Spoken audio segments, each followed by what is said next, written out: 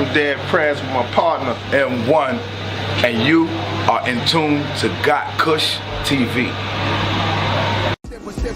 There was empires in Africa called Kush, Timbuktu, where every race came to get booked. My success to you, even if you wish me the opposite. Sooner or later, we'll all see who the prophet is.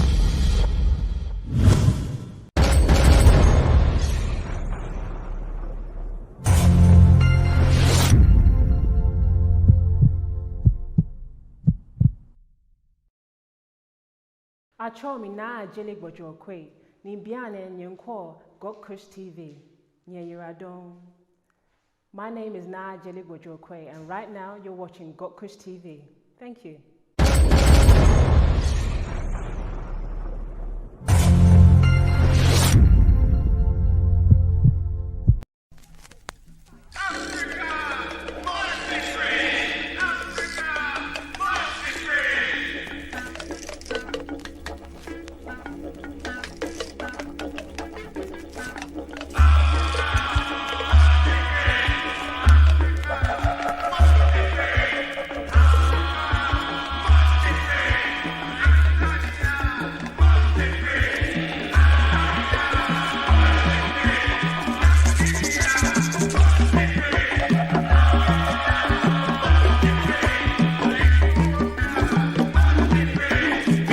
Every year in the month of May, we chant liberation. We gather every year in the month of May, cause we are one black nation. And we celebrate all our victory and prepare for each new fight. We vanquish all down pressure, whether black, yellow, brown or white. Cause black struggle international in this year time, and we want liberation now. After we struggle, I want in North America, me say we want liberation now. After we struggle, I want in the Caribbean, me say we want liberation now. After we struggle, I want in Canada, me say we want liberation now. After we struggle, I want in South America, me say we want liberation now. After we struggle, I want in Europe, me say we want liberation. No, happy we struggle, I want in a Britain, man, me say we want liberation. No, happy we struggle, I want in a Asia, me say we want liberation. No, happy we struggle, I want in a Australia, me say we want liberation. No, and so we trot down the road and it a cause sensation behind the colors of the new black nation. I step into the valleys in the shadow of the wicked, just a chant liberation. Tell it to the nation. What we want to see is Africa strong and free. We sing it in a reggae song all the time. Say what is to be has got to be. Africa shall be free. Who are we? Africans. What do we want? Freedom. And we say, how do we get it? Fight. We must fight to defend the truth and defend the right. It's Africa Liberation Day. The true black spirit is here to stay. Before this power, no one life is here. Freedom come, what me? Freedom come, what me?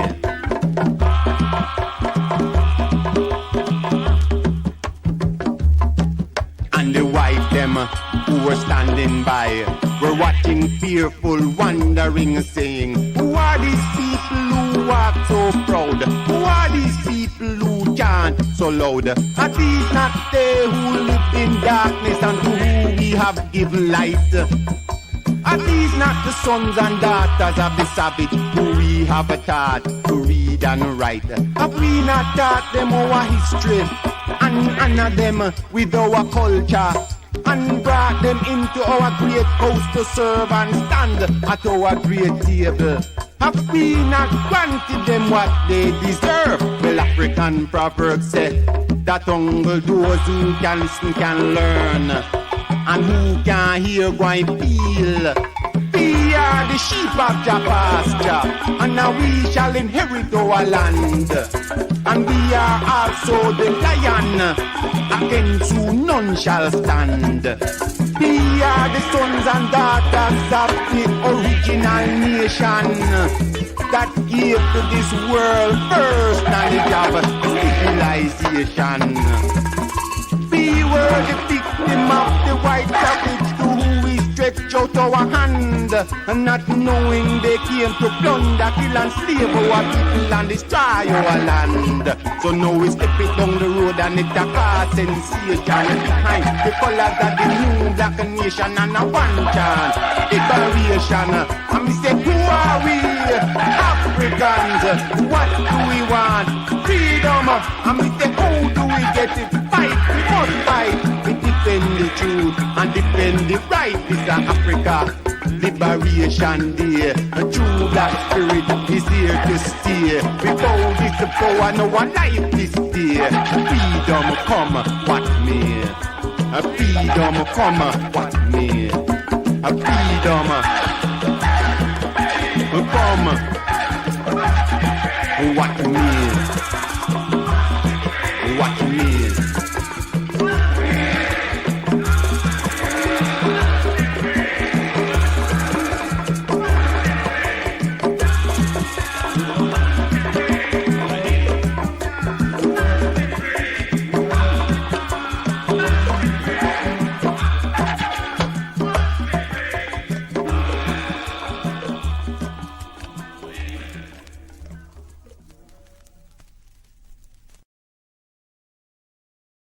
Democracy, crazy democracy, demonstration of crazy, crazy demonstration. If it no be crazy, why for Africa?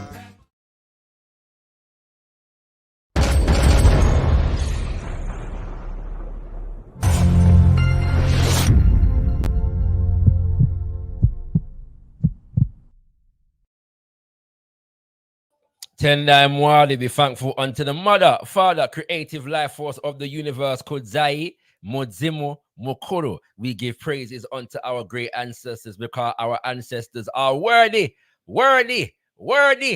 to be praised. Abibi Tumi, Abibi Fahodi, African power and African liberation for all African people. Greetings and welcomes, family, to this edition of Zivanayi, our weekly show, our weekly open house, interactive show where we just raise topics purely for the purpose of engaging in social intercourse with you, our viewing audience. You are, as always, welcome to join us. You're always welcome to join us. And right about now, I'm going to share the link in the chat for those who wish to join the platform tonight, because we're going to have an interesting conversation, and so we're going to pin, for those who are watching live via our main channel, we're going to pin the link to the conversation, to join the conversation at the top of the chat right about now, so Una can come through.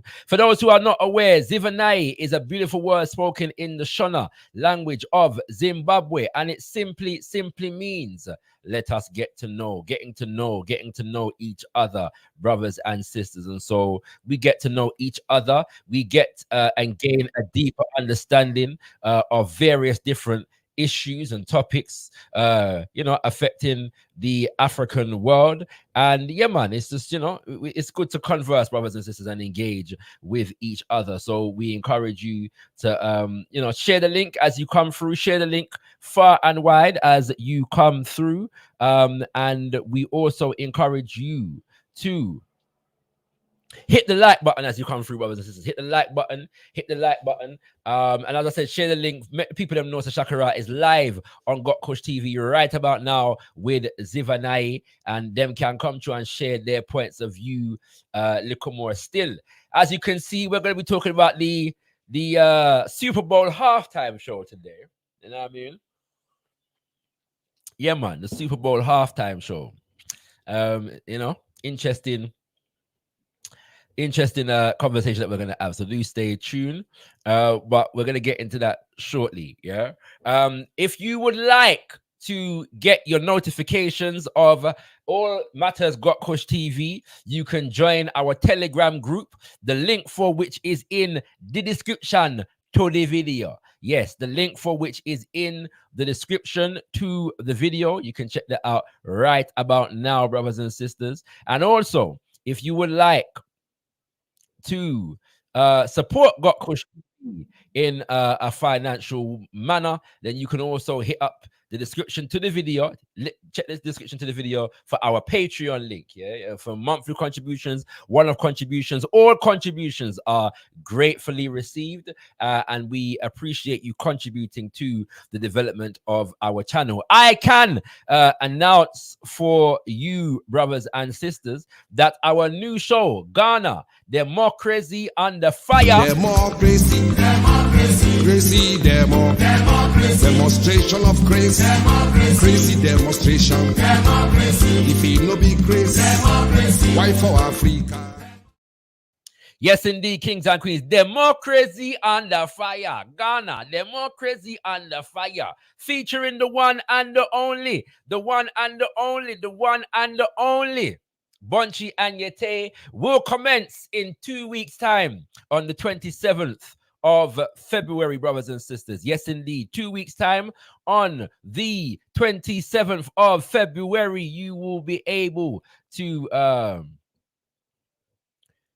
tune in live, brothers and sisters, for Zivanayi. Sorry, not Zivanayi. Get my wires crossed. Ghana, Democracy Under Fire. Yeah, Democracy Under Fire. So do stay tuned. Yeah, we look forward to you joining us for that particular show. And that's going to be a monthly show. So every month for at least the next year, you'll be getting an edition of that show. We got some powerful conversations lined up for you for that one. So do stay tuned. It's going to be magnificent and insightful. Wanna big up everybody in the chat right about now, and those who are listening but haven't spoken up yet. Bigging up Rosie Rose, bigging up MA, bigging up James O, bigging up Meloman. Yeah, so here what now, yeah?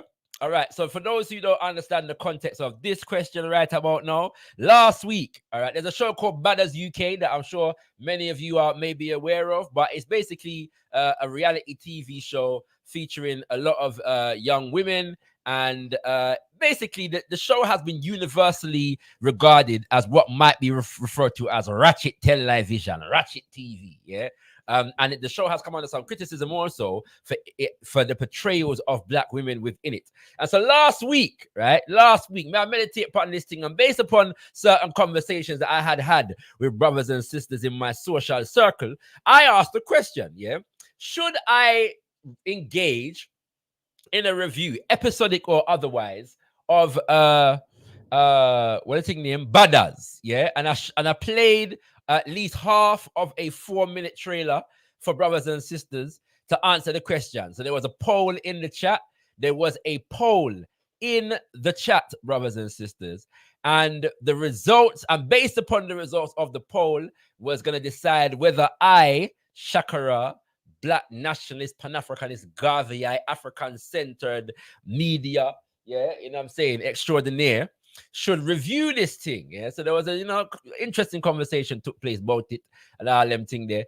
And in the end, the results of the poll was 52% to 48%. So 52% of Ono, the viewing audience, the people, said that I should engage Badders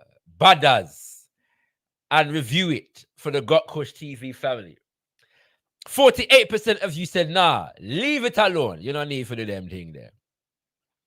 So the yes is one, so I have to review this thing. Now, admittedly, I have not delved into it yet. To be honest with you, I haven't even found out where we can view it yet, but I'm going to view it, yeah? And to do the 52% justice, I've decided I'm gonna watch, I was wondering whether to watch just one episode and done, or you know what I'm saying, or decide to watch the whole series. I decided, all right, let me do it justice and watch the whole series, and I'll do a video on it. I'm not sure if the video will be live or pre-recorded. I may do a pre-recorded thing for this thing, yeah, so that I can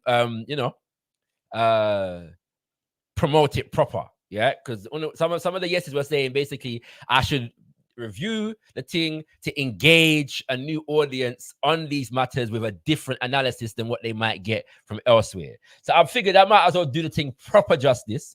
Yeah, do a pre-recorded thing so I can do trailer and advertise it and and maximize the thing. Yeah. So I promise you, one of the reasons why I haven't been able to do that over the last week is because, based upon the family situation, and Ghana, the rest of my family recently, returned back from Ghana. I had a lot to take care of in order to get them here as well and make sure that when they get here, certain things were in place. Yes, I've been a very busy man over the last week. Yeah, family is first. But I promise you, I will at least start this journey, yes, and have something to say to you about it next week for Zivanayi. Okay, next week for Zivanayi. Trust me, you're gonna hear something from me. Yeah, bigging up Set Imhotep. I would have thought you've been on the road right now, Imhotep. Where you do I watch ShakaRa? You know what I mean? You're supposed to be on the road. You know what I mean? Was you on the road yesterday? And that me want to know. So it was supposed to be on the road for those who are not aware of what I'm talking about. Trinidad Carnival. And the festivities associated with that are currently in train. Yeah. So yeah, you know what I mean? That's what the thing go. Brothers and sisters. So I want to know from Set Imhotep, why is he not on the road? You know what I'm saying? Because he's supposed to be on the road, appreciating the magnificent beautification of the African woman. You know what I'm saying? And engaging it with rhythm. I will check this comment because it's related. gotkushTV, I invited a conscious system to pass through and watch your balance analysis. Oh, it's not going to be today, though, Imhotep, yeah? So stay tuned, all right? For reasons that I've just explained, we're not doing the balance response today, but I'm probably going to pre-record that episode, yeah? That analysis, I should say. All right? So that's how the thing go. So we will be taking your comments throughout the show. If you want your comment read out, you will have to at gotkushTV, yeah, because a lot of conversation takes place in the chat, and so you will need to at gotkushTV so that I can identify that you want your comment or your question read out, and we will do so. All right, we'll star it and make sure that happens. Bigging up everybody locking in right now from the Insta. Yeah, we encourage you to come through our main channel. Yeah, the link for which is posted in the comment section. It's pinned to the comment section, so you can join us for our main channel. It just means that you're able to interact more seamlessly, because when people comment here, you won't be able to read it, and vice versa. Okay, so yeah, for those who are watching on the Instagram, feel free to come through right here, so. And we look forward to you joining us. Okay. Imhotep says, I was on the road. I was on the road on Saturday with some other sistrins. This year wasn't really feeling the festivities, unfortunately. Why was that? Is that the energy that you was in, or the festivities wasn't festifying in the way that it should have been? I was watching the Match Grass this today. I haven't finished watching it yet, but it's because it's an 8-hour show. But yeah, we'll get back into that. You know what I'm saying, on another day. So yeah, we'll give thanks. All right. But yeah, family, gonna do some.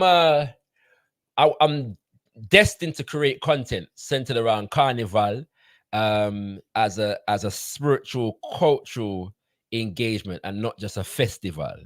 Yeah, there's an urgent need to continuously preserve the cultural essence of Carnival and its political origins. Yeah. Because Carnival is becoming very, very commercialized, and people have been talking about that throughout the Caribbean for a number of decades, really.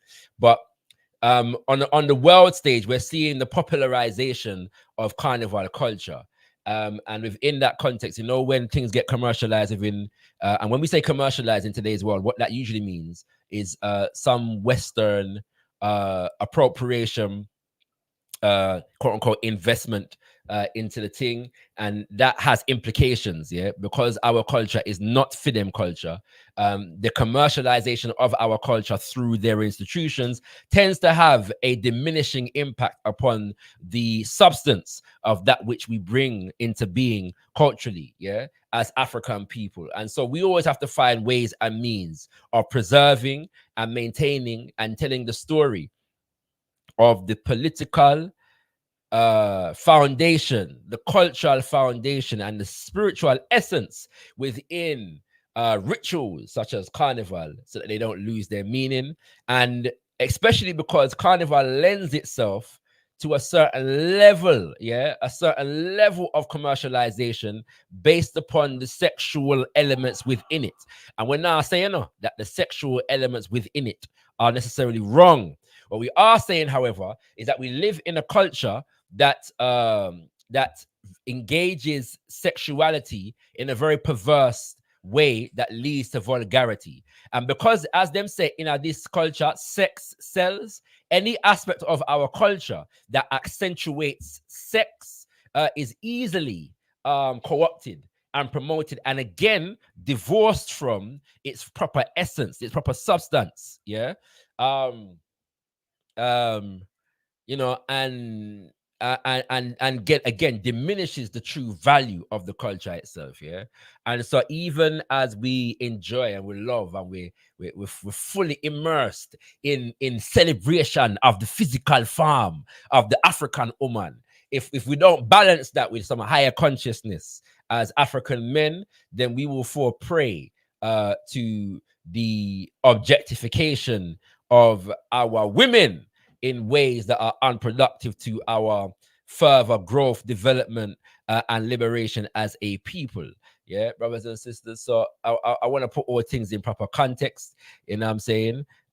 So yeah, man. So shout out to Saint Imhotep and all the wine that he held on the road on Saturday.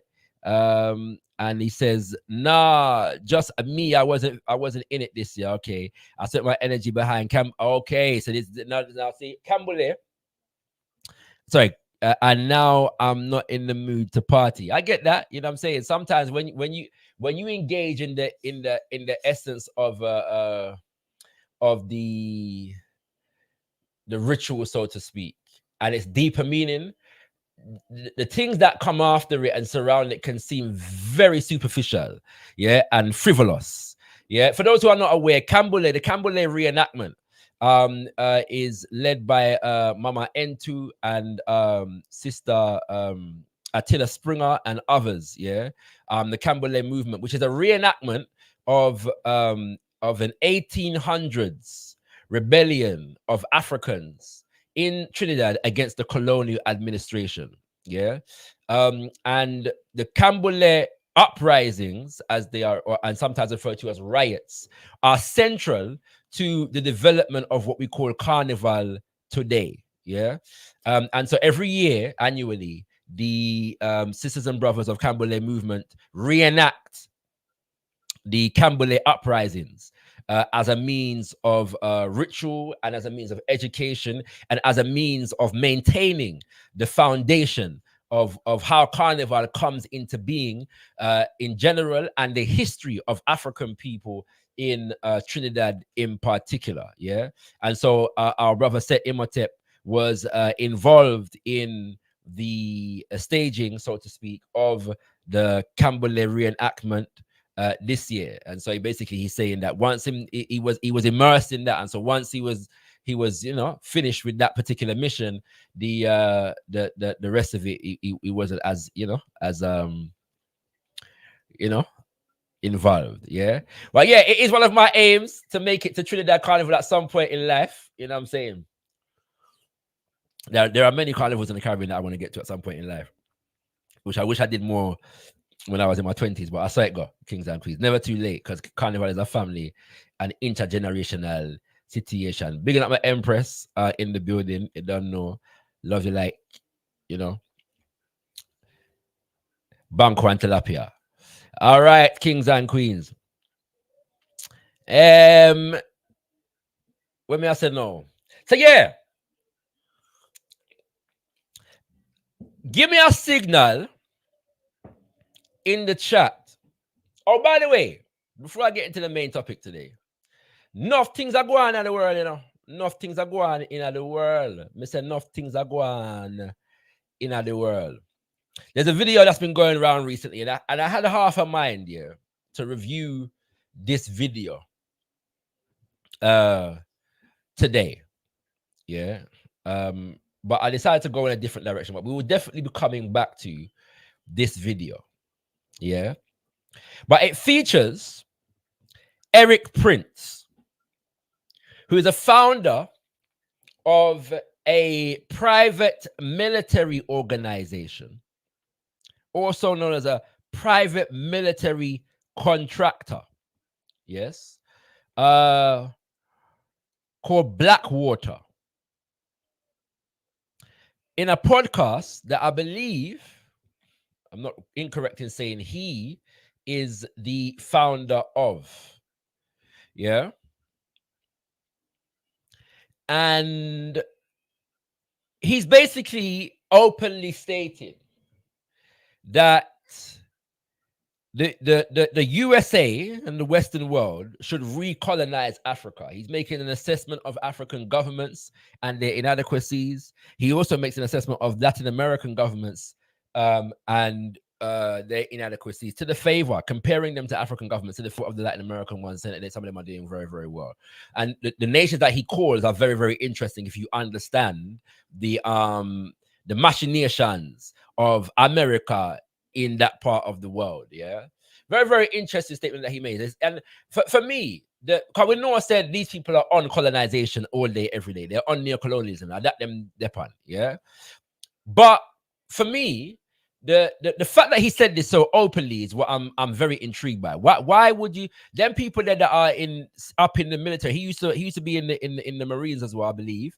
And left to set up this private corporation. And when them say something like that in a public, that's not an accident. Yeah, beyond the oh my gosh, them want to recolonize Africa. That's part of it. But I'm very intrigued as to why somebody in his position, yeah, who was a former Navy officer, and then a mercenary, effectively, the head of a mercenary, organization called Blackwater, would say this so publicly. There's got to be a reason behind that. It's not an accident. These people are always engaged, yeah, in propaganda warfare. But we will get to that in another show. There's also the fact that a bill has been put before the U.S. U.S. Congress for the U.S. to review its relationship with South Africa in light of the latter's taking Israel to the ICJ, the International Court of Justice, in relation to its actions in a Gaza. So the U.S. government now has seen fit to review, well, not the U.S. government, I should say, members of the U.S. Congress, yeah, have seen fit to put before that body, bipartisan now, two members, one from the Democratic and one from the Republicans, have put a bill forward for the U.S. to review with a view to step back from and sever certain diplomatic relationships with South Africa based upon what it did in relation to its court case at the International Court of Justice. This is, by the way, the same nation that funds Israel militarily to the tune of 3.8 billion annually, and added about 14 and something billion on top of that after the 7th of October last year, in order to aid in what it is doing in Gaza at the moment. Yeah. And so that's very interesting. However, the recent, bombings in Rafah, yeah, we're noticing some shifts, yeah, in some of the political discourse coming out of Britain and America. Secretary of State David Cameron, former Prime Minister, Foreign Secretary David Cameron has come out and with some critical comments, and we're hearing some rumblings from the Biden administration also, yeah. And so it's looking like a lot of the Western governments, I find it very difficult to maintain their support for Israel, at least openly at this moment in time. All them things are going at the moment. There's also the Putin interview with what do I name Tucker Carlson, yeah, former Fox News host, and one of the biggest names in political journalism in America. As I understand it, the full interview is not yet out. Only pieces of it are out, if I'm not mistaken. Yeah, but I certainly have not seen the whole thing. All right, but that's another. But there's all kind of blowback from that in terms of the fact that Tucker interviewed him in the first place, and also the fact that Russian the Russian perspective on this war with Ukraine has been significantly absent deliberately Western media. So this interview has upset the media apple cart, so to speak, to some degree. To some degree. Yeah. So yeah, to whatever extent the full interview is out or not, we will definitely update ourselves soon. And I'll definitely be watching that within the week. Yeah. So we'll get to that at some point. So I'm just mentioning those things. I'm mentioning them thing there. Yeah. So for the sake of, these are issues that are going on in the world, and we want to pay attention to them. All right. We spoke about some of the issues as well, updates in terms of Sudan and the Sahel states in West Africa last week as well, but there's nothing's going on. Yeah. But today, brothers and sisters, we are going to touch upon the American football, NFL, Super Bowl, halftime show. And that we're going to talk about today. Brothers and sisters, if you are an enthusiast of American football, and for my brothers and sisters who don't live in the UK, yes, we call it American football because, if you're from UK or most other places where real actual football, where you play most of the game with your foot, is a dominant sport, then that is football. And where you play in the United States is American football. Because on the American people, them depend on a different vibration. You know it. Yeah. So Alafia to Anthony McPhail. Give thanks. And yeah. So, but if you are from wherever you are in the world and an American football enthusiast, give me the American football emoji in the chat. I just want to see how many people are actually, avid viewers or casual fans even of American football. Because me tune in for watch the halftime show. Me not watch I don't even understand American football that much, but I do appreciate that it's a very technical game. Yeah. So at some point I would like to fully understand and appreciate this game, and be able to watch it fully with a greater understanding at some point in life. Yeah. My brother is an avid viewer of the NFL. I am not, but I love music. Yeah. So generally speaking, I will lock in either live or otherwise, usually otherwise, to watch the halftime show. So if you are an avid NFL watcher, give me the American football emoji in the chat. Yeah. So yesterday, brothers and sisters, not yesterday, sorry, day before yesterday, Memorial Day Sunday, the headliner for the Super Bowl halftime show was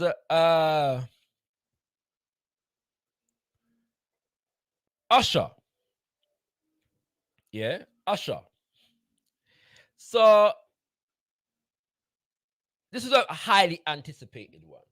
All right, very, very highly anticipated. And Usher is one of the most noted artists of a generation. Yeah, if you're in and around my age, a little older, a little younger, and you don't have, a good couple favorite Usher tunes, me don't know where you do in a life. You know what I'm saying? I don't understand, but I saw the thing go. Yeah. And because of the levels that Usher has attained in terms of his back catalogue and his capacity to perform, yes, and his capacity to perform and perform well, we all understand that this was a highly, very, very highly anticipated halftime show. And my overall assessment of it is that Usher did extremely well. Yeah, Usher did extremely well. Excellent performance. My one thing was that I feel like he should have started the show on stage, because I think that there were, I saw some reviews before I even watched it saying that they were kind of underwhelmed by it. It started off very slow, and when I watched it, I think that the lack of a stage at the beginning of the performance when he was on the floor made the performance not look like the spectacle that it might have been if you were viewing in the stadium itself. Yeah. But when he got to a stage and as it started to pick up, yeah, the vibrations, I think he got through a more of his catalog than probably anybody expected. He got through quite a number of tunes in the little 13 minutes, yeah, that he was given to perform.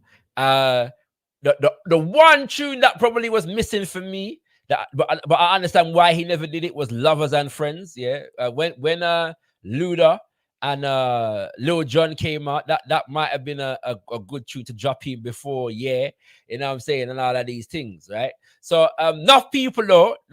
The story that take the headlines as far as this show, this performance is keep your comments coming, brothers and sisters. Keep your comments coming at gotkushTV if you want your comment read out. Yeah, at gotkushTV if you want your comment read out. And the link to join the panel is pinned to the top of the chat. The link to join the panel is pinned to the top of the chat. The story that take the headlines is that Alicia Keys did join Usher in the performance to profile and sing their hit song together, My Boo. Yeah, classic tune still from, you know, them time there. You know what I'm saying? Early 2000s and all them thing there. And there were two things that happened. One, I was saying that she mashed up the performance because she wasn't singing in tune. And the second thing that I heard is that Usher did give her the dirty wine. Yeah, you know what I'm saying? Upon the stage. So remember now, I heard this before I watched the performance. And when I watched it, I was a bit confused because I watched it on YouTube. Yeah. First of all, I didn't get why people were saying that Alicia Keys sounded terrible, because she didn't sound that bad to me. Like, you know, Alicia Keys is not the best live singer, but you know, it didn't sound the energy of what I was seeing online didn't match what I saw in the on the video. I'm gonna come back to that point in a second because there's a reason why it didn't seem like that to me. Yeah, we're gonna come back to that point. All right. But then the second one, I was confused about even more. It was obvious, yeah, that these people are performing on stage, and they gave her a little hug from behind and a squeeze in the mix of the performance, which is about two couples in love singing to each other, My Boo.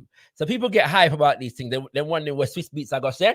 And Swiss Beats came out and said, listen, everything blessed. You know what I'm saying? Fantastic performance. And my woman look good. That's the essence of what Swiss Beats had to say about this thing. But I think that people are hype. I mean, they love beef and bangarang, especially because of the context in which Swiss Beats and Alicia Keys got together in the first place anywhere, which we shall not detail on today's show.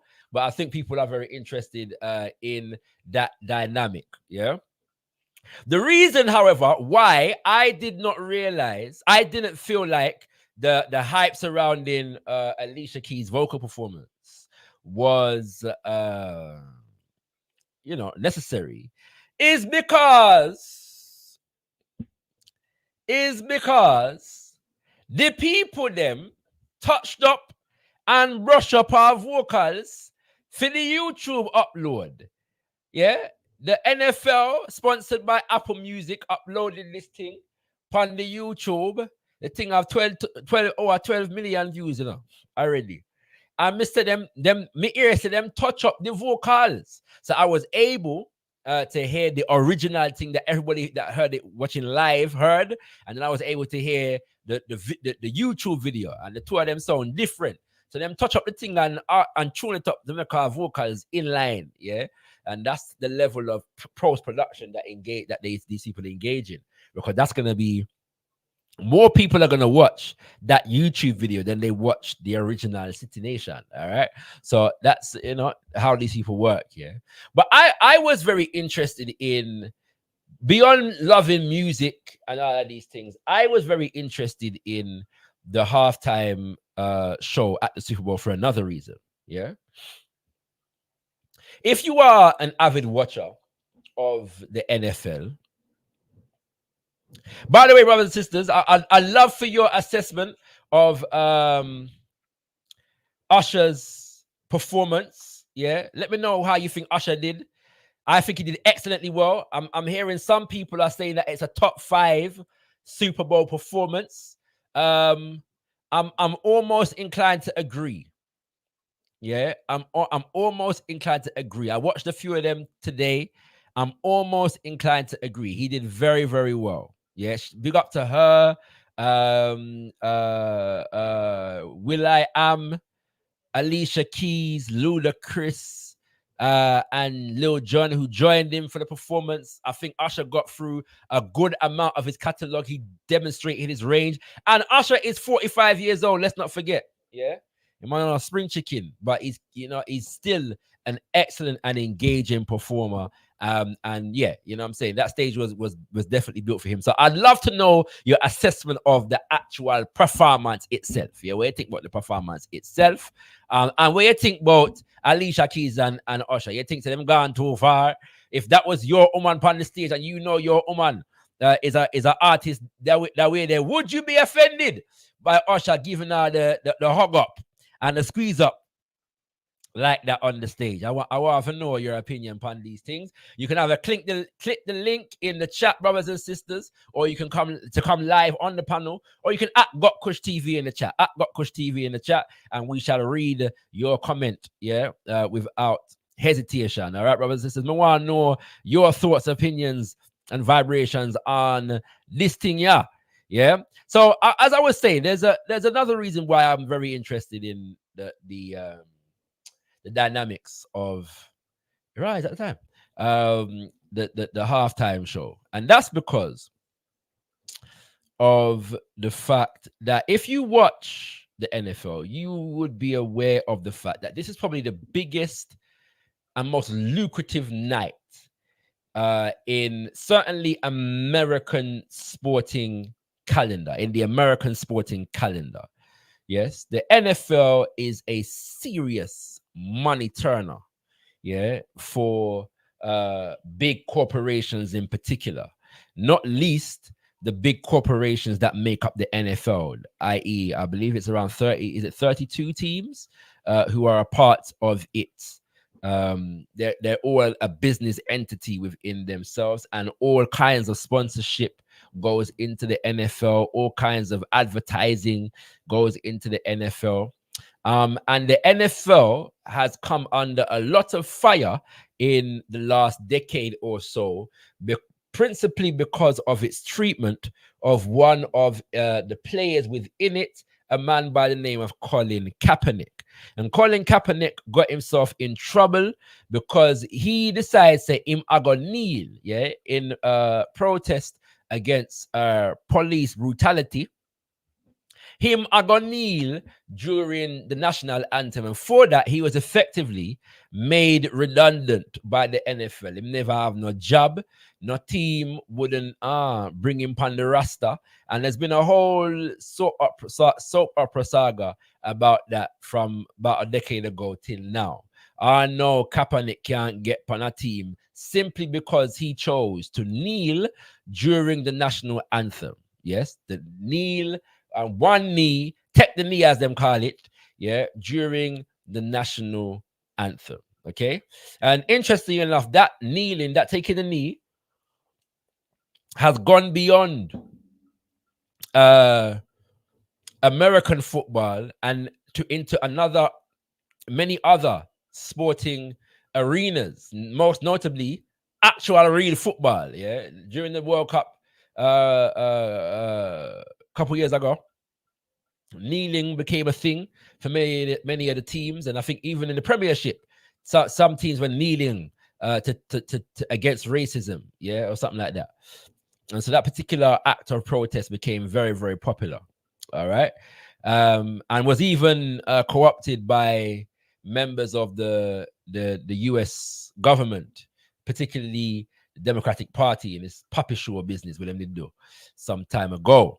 However,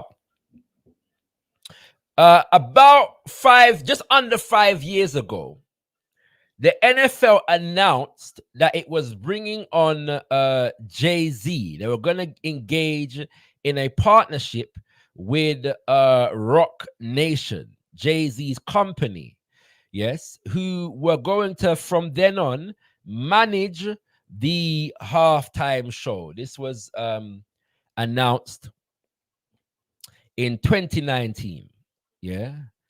I believe the spring or summer of 2019. Big conversation. And there was a lot of discussion and critique even of that move based upon the idea that why is Jay-Z going into business with the NFL when it refuses to give Kaepernick a job? And Kaepernick and Jay-Z were said to have quite a good relationship, yeah? And Jay-Z had shown his support for Kaepernick's protest, all right? And so at the time, I was doing a show on gotkushTV called The Insight, and I engaged in some analysis of this particular thing. So I'm saying, like, just under 5 years ago, this dynamic was announced of Jay-Z in the form of Rock Nation partnering, yes, with the NFL, okay? But not only did they announce that partnership, this partnership was said to have come about in part as a response to and in order to address the issues of social injustice that were being raised by Colin Kaepernick and others in American society. So this was advertised and promoted not only as a business deal between one entity and another entity. This business deal was decidedly going to address issues of social injustice within the sport and within American society. And so through the insights on gotkushTV, yeah, and I'm gonna post I neglected to this earlier, so forgive me, but I'm gonna post the link to this particular episode, because I'm not going to play the whole thing, in the comment section and also in the description to the video, yeah. So I'm going to post it in the chat now, actually, just so you can so you can have it if you want to watch it after we conclude, and then we'll get into the thing. You can also check our playlist section and check the Insight playlist, and you will see it there. But I'm just going to play this, yeah. And I'm not going to lie to you, as far as the episodes that I did for the Insight, this is one of my favorite ones, you know what I'm saying? But this gives us an opportunity to discuss these matters a little piece further, yeah? So I'm going to pause it every now and then, and this is going to form the foundation of most of what I have to say for today. Is Jay-Z selling out the thing? This is the Insight.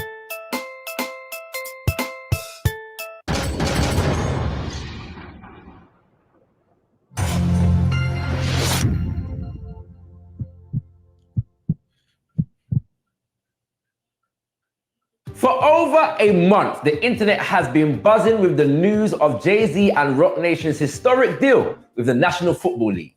The news came to us by way of a press conference or media event during which Hove and the NFL Commissioner, Roger Goodell, sat down to take questions from a thoroughly intrigued group of journalists. The fallout has been epic, largely centered around how and why Jay-Z could even consider signing a deal with an organization that had failed to do right by Colin Kaepernick, the national anthem kneeling player / protester who Jay-Z had been so publicly supporting up until now.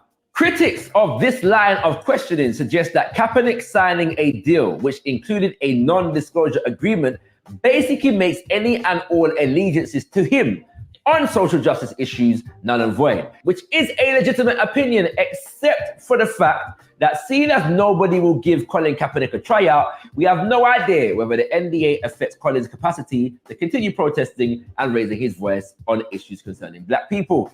Today, however, we're going to take a step away from the hype and take a close look at whether this deal actually benefits black people. No apology, I'm a Garveyite, so I will be assessing it from a Garveyite perspective.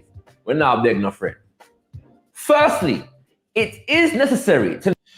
All right, so brothers and sisters, can everybody hear this clearly? Make sure that the sound good. Well, make sure the sound good to reggae, yeah? So we're looking at this in the context of the Super Bowl halftime show and Usher's performance, which I think was very excellent, and the fact that these halftime shows are now being managed by Jay-Z and Rock Nation. Yeah. And so yeah, let's get into this thing. But let me know if the sound is good. I want to make sure there's no echo and anything of that sort. Yeah. So yeah, we're going to continue. All right. To know that the deal struck by Rock Nation and the NFL is said to be in relation to entertainment and social justice. So we are clear that Rock Nation will be putting together the roster for halftime shows and other NFL-related events and products. But what exactly is the social justice element of this thing? Maybe So again, them saying, oh, you know, they're going to be looking at issues of performance and social justice. So we know at least the halftime show is being organized by Rock Nation. Does anybody know, yeah, in just under 5 years, what the social justice elements of this thing have produced, or have any examples of them engaging issues of social justice between Rock Nation and the NFL? Is anybody aware of this thing? Because I am not. Yeah, I haven't seen beyond this announcement and the interview, the press conference, I think it was presser that was done with Roger Goodell and Jay-Z, where they discussed these things. I haven't seen the social justice agenda from this relationship being forwarded. Have I missed something? And that me want to know. Am I ill-informed, not paying attention? Let me know if the social justice element of this thing has been in full steam ahead, and I'm just not aware of it. I'd like for somebody to educate me on those matters. All right, we're going to continue. Maybe the words of Jay-Z himself might be helpful. We take it back. I think that we forget that Colin's whole thing was to bring attention to social injustice, correct? So in that case, right, this is a success, right? This is the next thing, right? Because there's two parts of protesting. You go outside and you protest, and then the company or the individual say, I hear you. What do we do next? Right? So for me, it was like actionable item. What are we gonna do with it? Like everyone. So in that particular statement, Jay-Z is putting forward this deal with the NFL, between the NFL and Rock Nation, as a actionable item addressing the social justice issues that Colin Kaepernick was trying to address. Yes, this is what was said at this presser. All right, that the thing say. That the brethren said a while ago. Yeah, the article said, the article we just read a while ago say. That is what these people are saying. All right, so now, again, is anybody aware, beyond the fact of a company who a black man is the face of, and I'm choosing my words very carefully right now, who a black man is the face of, being hired by a major corporation or group of corporations in the USA. Is anybody else aware of the social justice agenda being forwarded by this business relationship? I would like to know. All right, let us go forward with the video. Like everyone heard, and we hear what you're saying, and everybody know I agree with what you're saying. So what are we gonna do? You know what I'm saying? So reach millions and millions of people, or we get stuck on Colin not having a job. In the same media event, Roger Goodell sat ably by Jay-Z and said the following. To go to Jay's point. So just a pause, yeah? So when he says millions and millions of people, or we get stuck on Colin not having a job, yeah? The idea is that this business relation is supposed to address the social justice issues of millions and millions of people. This relationship between Rock Nation and the NFL is supposed to impact millions of people, and by implication of the social justice issues that are implicit in the conversation, millions and millions of black people. Are there so the things supposed for there? Me want to know, has anybody seen the, so you know, we enjoy the show, you know, we love see we artists them perform. We love that. Yeah, and by the way, since the Rock Nation takeover of the thing, the artists who have been featured have been ShakaRa in 2020, and then The Weeknd in 2021. Last year is the first time hip hop got a showing at the NFL halftime show in terms of being the major act, because the show was headed by Dr. Dre with support from Snoop Dogg, Eminem, Mary J. Blige, and Kendrick Lamar. Very, very good show as well. You know what I'm saying? You know, to all assessments. And then last year we had Bad Gal Riri of Barbados Extraction, Bad Gal Rihanna with our pregnant belly. Shout out Ace at Rocky, you know what I'm saying? On the stage as well. Very, very good show. And then this year it was Usher.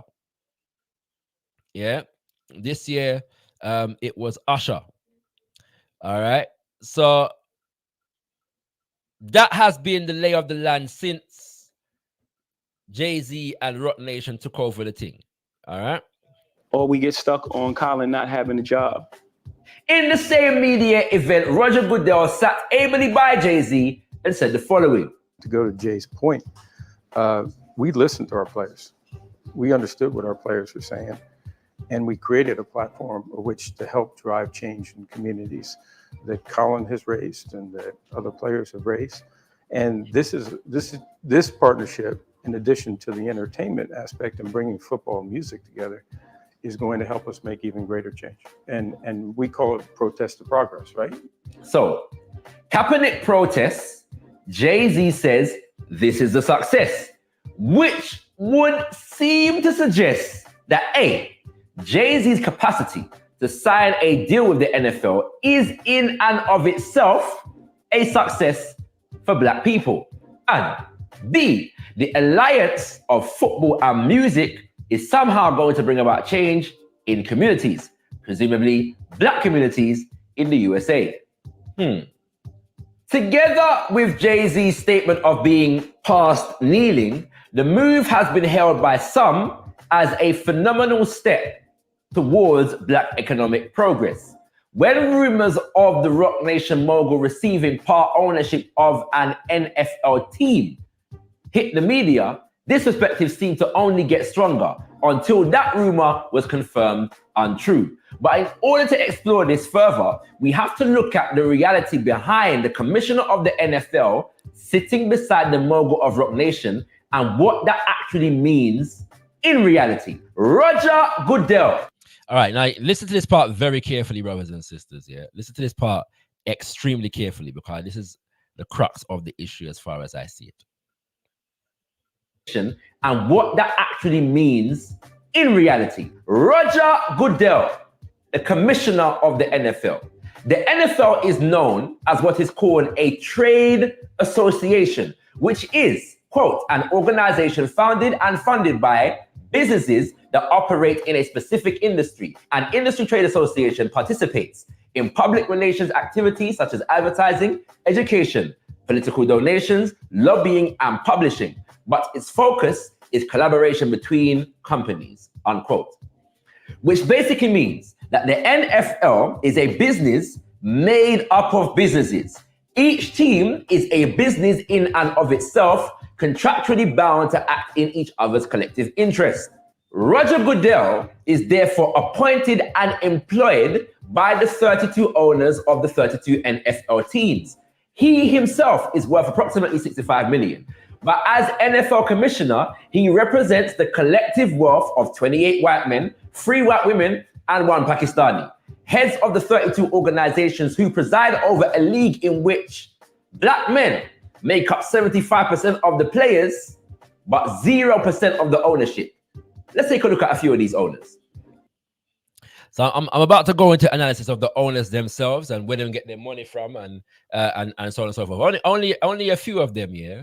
So again, I'm just highlighting these dynamics because it seems that as a people, we are being asked to forego engagement in social justice issues for the sake of having more black faces on the Super Bowl halftime show. For the sake of more artists, many of whom are very popular and very, very accomplished and very rich at the same time, yeah, for them to feature on a platform that has historically been preserved for big white folks, for the most part, yeah? And is that enough in relation to the social justice issues on the table? Should we accept that? Brothers and sisters, if you want to make any comments in the chat, feel free to @gotkushTV, or I should say, please @gotkushTV, because your comments will only be read out once you've added gotkushTV, so I can distinguish between general chit chat in the comment section or in the chat section and comments that you actually want or questions that you actually want read out. You can also click the link at the top of the chat in order to come live and join me live in the conversation. All right. So I'm gonna play a couple piece more of this video. Check in the vibes in terms of these owners, yeah, and their wealth and their position in the American economy. David, 10% of the ownership, make up 75% of the players, but 0% of the ownership. Let's take a look at a few of these owners.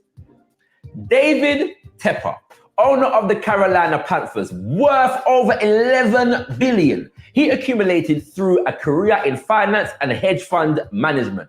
The Panthers as an institution is worth about $2.5 billion.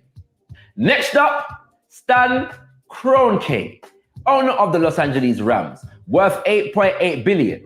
By the way, Jay-Z as an individual is worth about $2.5 billion himself. Yeah, 2.5 billion himself. I'm just putting that into context. Yeah, so look at what Jay-Z is quote unquote worth based upon what these men are worth, and you can compare that with what their companies as far as football teams are worth as well. Okay, just bear all that in mind. About 2.5 billion. Next up, Stan Kroenke, owner of the Los Angeles Rams, worth 8.8 billion. He made his money primarily as a real estate mogul and had to give up a stake in London's own Arsenal Football Club, where real football is played, in order to be allowed to buy the Rams. The Rams are worth approximately 3.8 billion. And finally, for now, Martha Firestone Ford, owner of the Detroit Lions. Her grandfather is the one and only Harvey Firestone, the man who built the Firestone Rubber Company and got rich exploiting African labor, particularly in the nation of Liberia. This in turn had a monumental impact on the company of Henry Ford, who benefited from Firestone exploitation of African labor in as much as his cars used Firestone rubber tires. Henry Ford's grandson would go on to marry Martha Firestone. And that is the combination of a fairy tale in European imperialist and American capitalist romance and love story. So basically, her money is the family business. The Lions are worth about 1.7 billion. Time does not allow to go into the political affiliations and the philanthropic work of these owners, except to say it's an interesting story. But all right, so I'm emphasizing the point here about the fact that these NFL owners are billionaires, multi-billionaires, sometimes into the tens of billions. Yeah, them I don't know anybody, and it is very difficult, extremely difficult to become an NFL team owner. And interestingly enough, I learned about how difficult that is by watching a drama called Billions.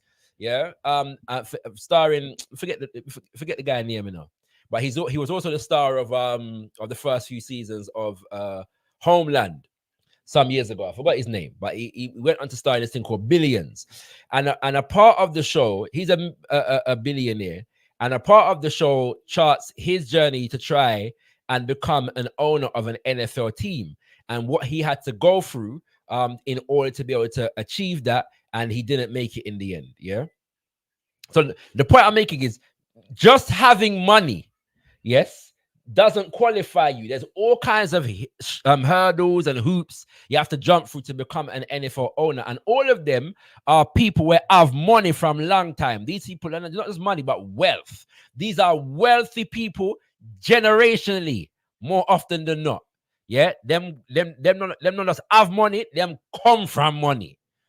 All right, that's what these people are. And there's an interesting story in terms of Firestone and Ford, and we'll get into that maybe later on if we you know what I'm saying. I want to move on, yeah.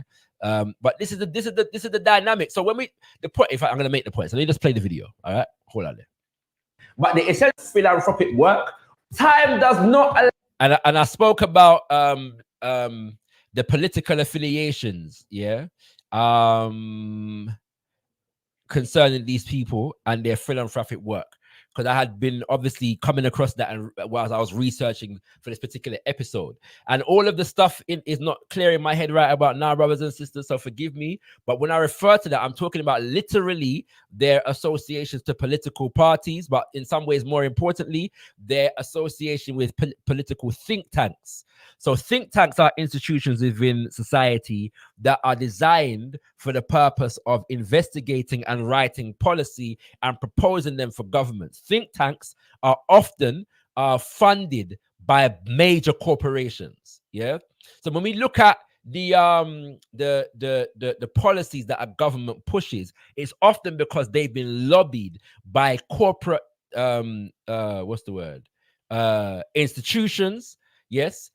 Through think tanks that are designed to write policy based upon the interest of those corporate institutions. There's a very good chapter in the book Blueprint for Black Power concerning the policy formation process that goes into this in you know a relative amount of depth on a surface level, so to speak.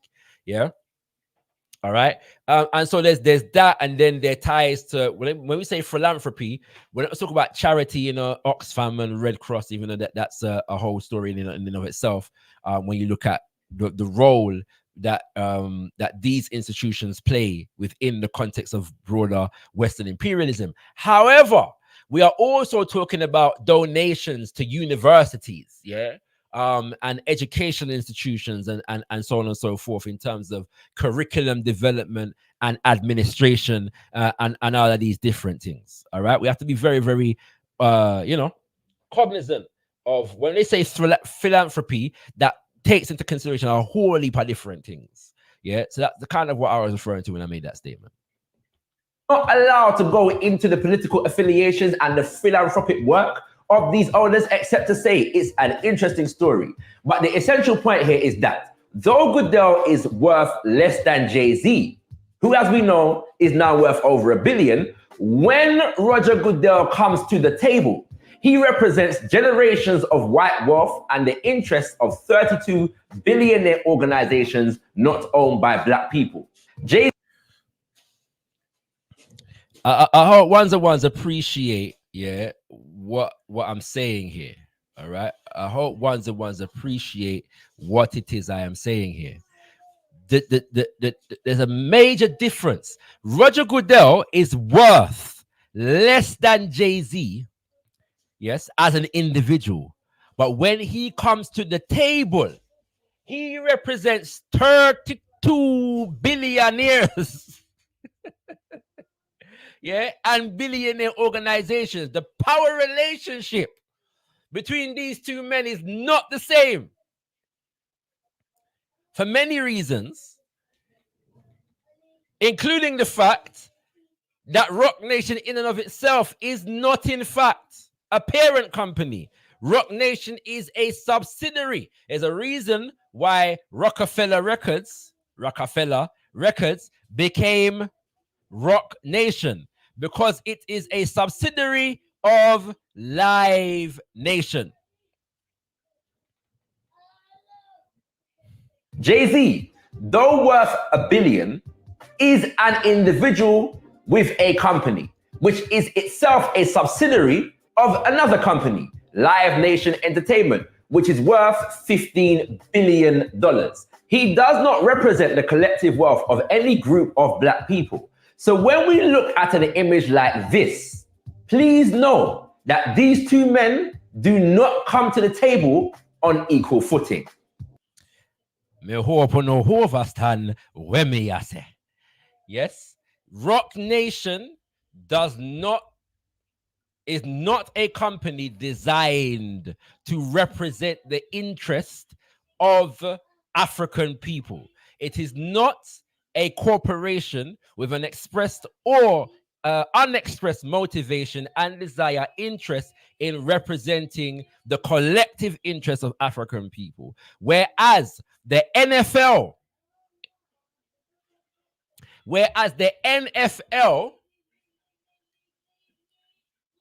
is an association, a trading association made up of various different businesses in which those people are duty bound to represent each other's interest. And not only are they duty bound to represent each other's interest, they are duty bound to function in particular ways in relation to the American economy. That is why not anybody can become an NFL owner. They have to vet you and you have to jump through hoop. They have to be sure. So when you come in here, you got to toe the line upon certain thing. And that is why an African simply taking the knee becomes such a major problem for these people. Yeah? That's why, brothers and sisters. All right? So we have to understand that when an institution like the NFL partners with Rock Nation and they express that they want to engage on social justice issues, we have to be clear about what that means and what that does not mean. And I'm asking again, because you've already detailed the fact that they announced this partnership on the level of music and performance, as well as to address social justice issues. That is what Roger Goodell, Jay-Z, and those who are involved in this partnership stated. So if anybody has information on the social justice issues, again, I'm reiterating the question, that these people have engaged in, these institutions have engaged in since this partnership formed in 2019, I will be very interested to hear it and to know about it, because I'm not aware of it. So yes, so please educate me. Please educate me, brothers and sisters. All right, let's go forward. I want to play a little piece more. This is not to punch holes in Jay-Z's business acumen. He is undoubtedly well adjusted to meet the demands of a capitalist economy, and there's a lot we can learn from his rise to prominence. This is also not to deny the work he has done on documentaries that shone a light on the lives of Khalif Browder and Meek Mill, which certainly exposed the extreme injustices inherent within the so-called American criminal justice system. This is also not to discount the work he has done in bailing out protesters against police brutality and other acts of philanthropy. This is not even to deny that the NFL deal is in the current context good business. It is simply to say that whatever the deal is, it is not black business, representative of black people, or a success story attached to any protest by black people. Unless, of course, you class more hip-hop at the Super Bowl halftime show as a net benefit. Personally, I think we have to explore what is really at play here. The reason why I'm asking this question is because this is what they announced. And on me, says, so you know, on the ear for on self, them say social justice, them are going to address through this partnership. And what they're banking on socially and politically is that we are so caught up in the fact that hip-hop finally got a showing at the NFL halftime show. That Usher, who probably deserved to get a halftime show a decade ago, finally got a chance. That Rihanna, Black Girl Magic, mash up the halftime show with her belly.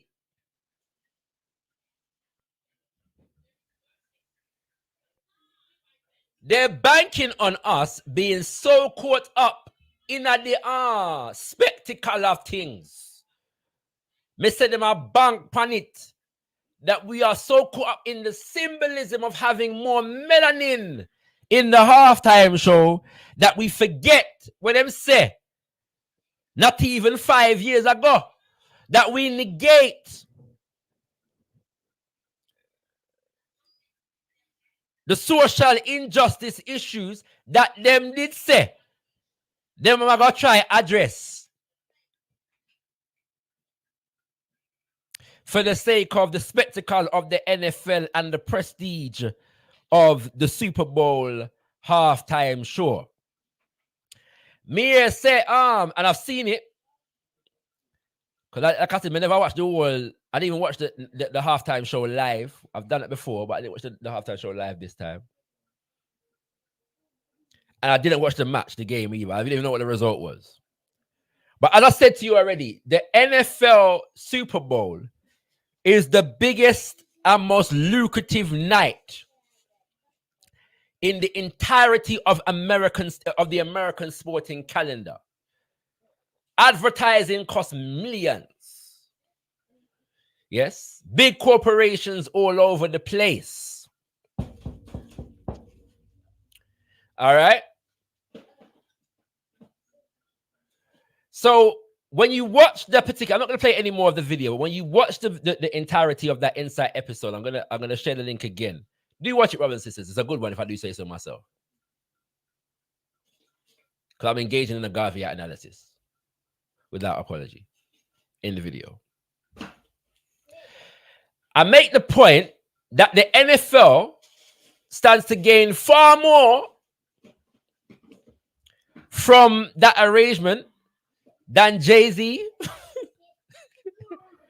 yeah, or any group of African people. The NFL and the corporations that are associated with it are going to gain far more from Rock Nation's relationship with the NFL than any group of African people.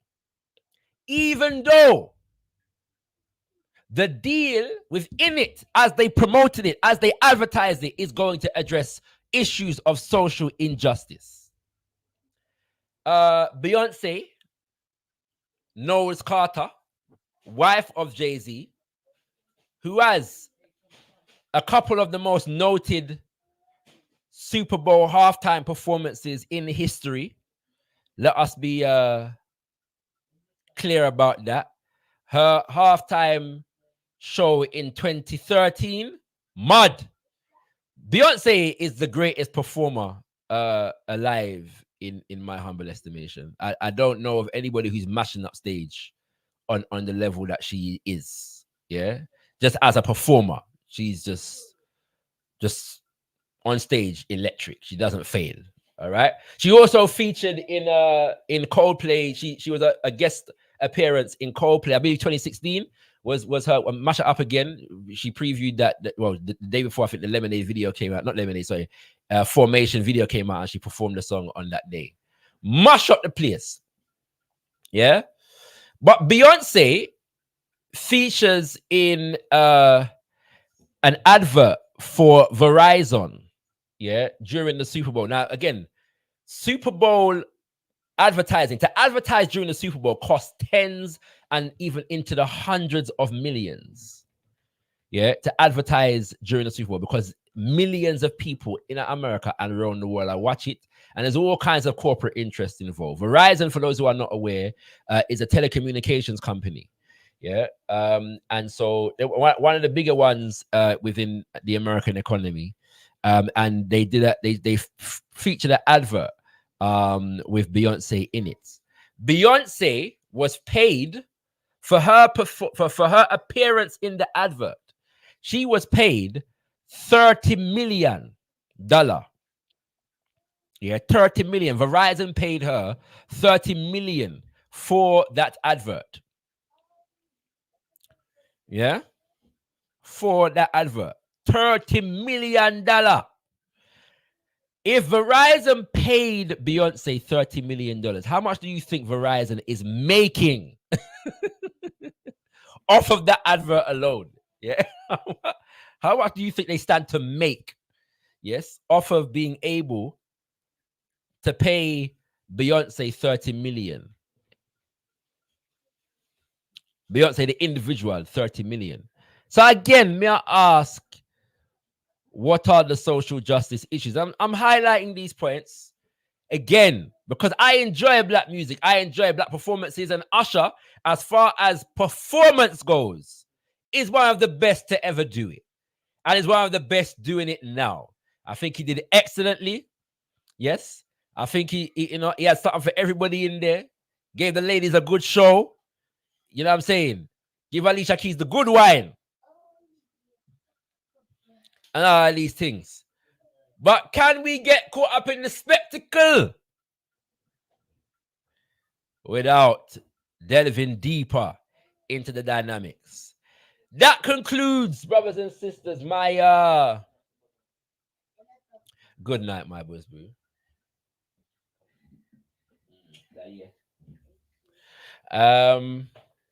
What was I saying? This concludes my particular pronouncements, brothers and sisters, for today. I've spoken way longer than I intended to, way longer. But as I said, you can watch that episode of The Insight, and it might, like, I judge myself, yeah, fairly, like, and you know what I mean, like, in relation to the works that I do. And I'm saying that when I say that this is one of the better episodes that I did, yeah, for The Insight. And I do want to bring back The Insight at some point to gotkushTV, but like I said, we're rebuilding. We've got to get some more resources to be able to make it, to be able to produce it on the level that we were producing it before. So do stay tuned for that. But we will get there, yeah, with your support. Once again, the Patreon, you can hit up the Patreon, brothers and sisters. The link is in the chat. You know what I'm saying? And if anybody has 30 million, we will gladly receive it, yeah. So any of our good capitalists out there who have 30 million to invest in gotkushTV, we will gladly receive your 30 million, no strings attached, in investment. All right. So any African capitalist out there, please get in contact and we'll discuss terms and conditions if we can accept it or not, for the promotion of independent black media. All right. If you want your comment read out, your comment or your question read out, please at gotkushTV. Please at gotkushTV. And we'll definitely read it out for you. There's a few comments already. If you don't at gotkushTV, I won't be reading your comment, just so we can keep everything in order and differentiate between chat that's going on between people in the chat and comments that need to be read out. Okay, so let me go to these comments right now. The link, brothers and sisters, to join the conversation is pinned to the top of the chat. I'm gonna post it one more time for anybody who may have missed that.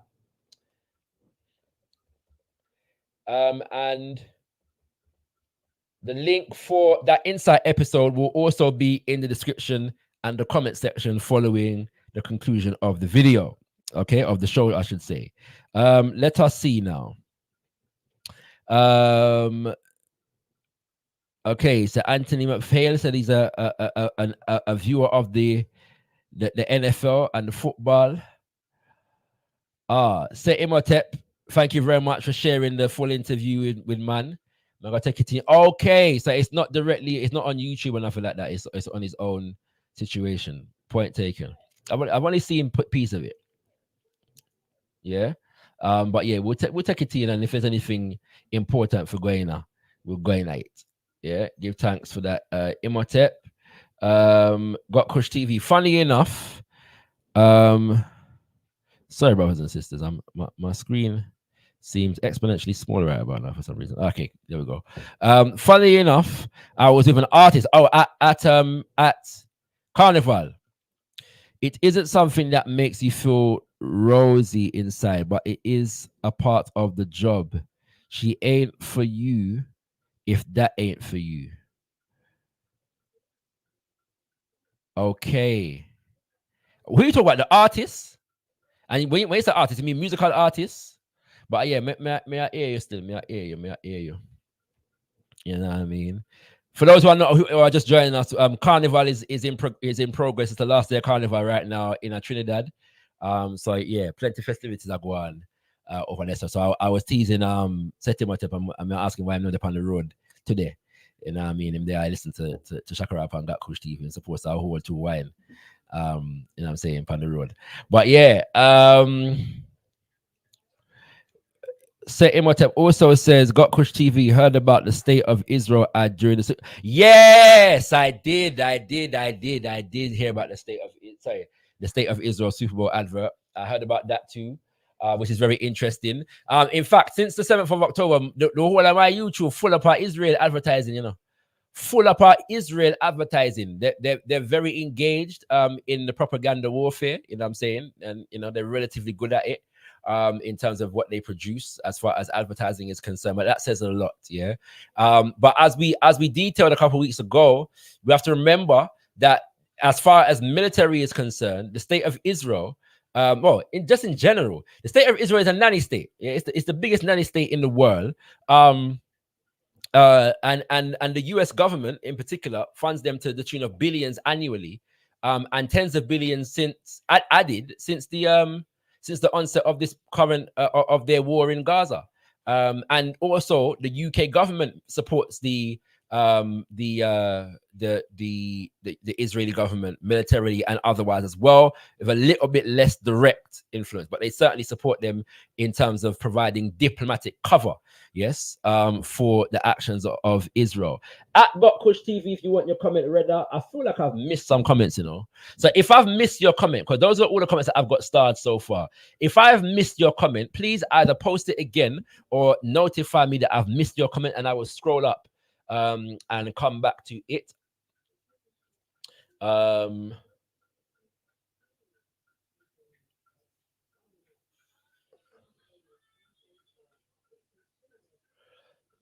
Jamaica women, them right? No. So the higher GD, no. There seems to be some conversation going about Jamaican women in the chat room. I don't know where that comes from, but look up for the same way. You know, I suppose the Jamaican woman is always a good topic of conversation. You know what I mean? Okay, I did miss this one. Oh no, I read that one already. So okay, so 1 second. Let me scroll that down again and come back to the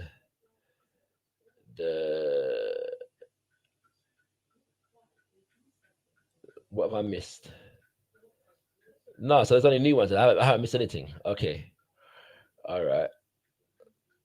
Okay, so Imhotep said no, he wasn't talking about Carnival. He was talking about the okay, I get you now. So you was that last comment that I read from Imhotep in relation to the artist was about watching the Alicia Keys and Usher show. Okay. All right.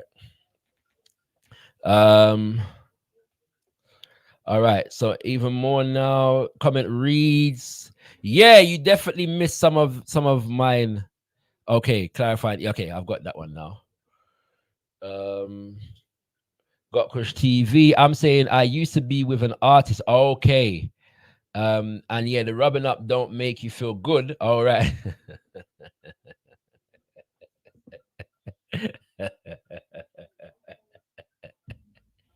Yeah. But it's part of the job, especially if it's a love song feature. Yeah, that's what the thing going on. There was a thing the other day, right? Where I think it was Chris Brown called, this woman go up on the stage with Chris Brown or something stage, so I believe it was. And something they go on there, but the woman had a man and they must say, well, you go on, so you have man and all them thing there. And then Kiki Palmer got the Usher show. In fact, every female artist got the Usher show and him serenade them and all them thing there. All I was saying, me personally, like me saying, if me go a Jill Scott concert, and Jill Scott call me on the stage, me not responsible enough for what go on on that stage there, Me is not responsible. I want you to know that if Jill Scott call me on the stage, I'm going to see what really I go on. Round here, you go, yeah. Yeah, that's some serious thing that. Anyway, let's move on. But yeah, people, in fact, what, I even got myself in trouble with that one time, still. I talked to one sister, and I got a next sister who's an artist, and she jumped on the stage. And I jumped on the stage because she was singing this song, and it's a love song, and I jumped on, and my sister, so then I look a man serenading business and rated sister I was talking to, she was a bit with it, what I'm saying. But I think at the time she was like, no, I wasn't in a good place. But when I thought about it, it's performance, what I'm saying, so that's how the thing go, what I mean? That's how the thing go. Well, you perform, then you perform, what I mean? As them say, take a borrow, you go play back tomorrow. All right, brothers and sisters. Any other comments that I need to read at Push TV? And we've got African Comrade coming through live on the panel right about now. So welcome, African Comrade. Yeah, man, big up Shaka panel and channel, you know what I mean? So yeah, like touching on the whole Jay-Z and Super Bowl stuff. To me, just kind of crazy that Jay-Z was selected to be any type of social justice type of guy when I don't know no conscious Jay-Z songs at all. You know what I mean? So that kind of weird. But really what I come on to talk about is the whole Putin interview with Tucker Carlson, cause I did watch it, right? Right. The first thing that stick out to me is pretty much a start of the whole conversation. Putin give Tucker Carlson like a history of Russia and Ukraine from as far back as as far back as the 1800s or something. Him go far. No, man, him go further than that. Him go to most of like the 15th, 16th century. And the reason why that stick out to me is that you see, like, him would inform him current politics and him decisions based upon him history, right?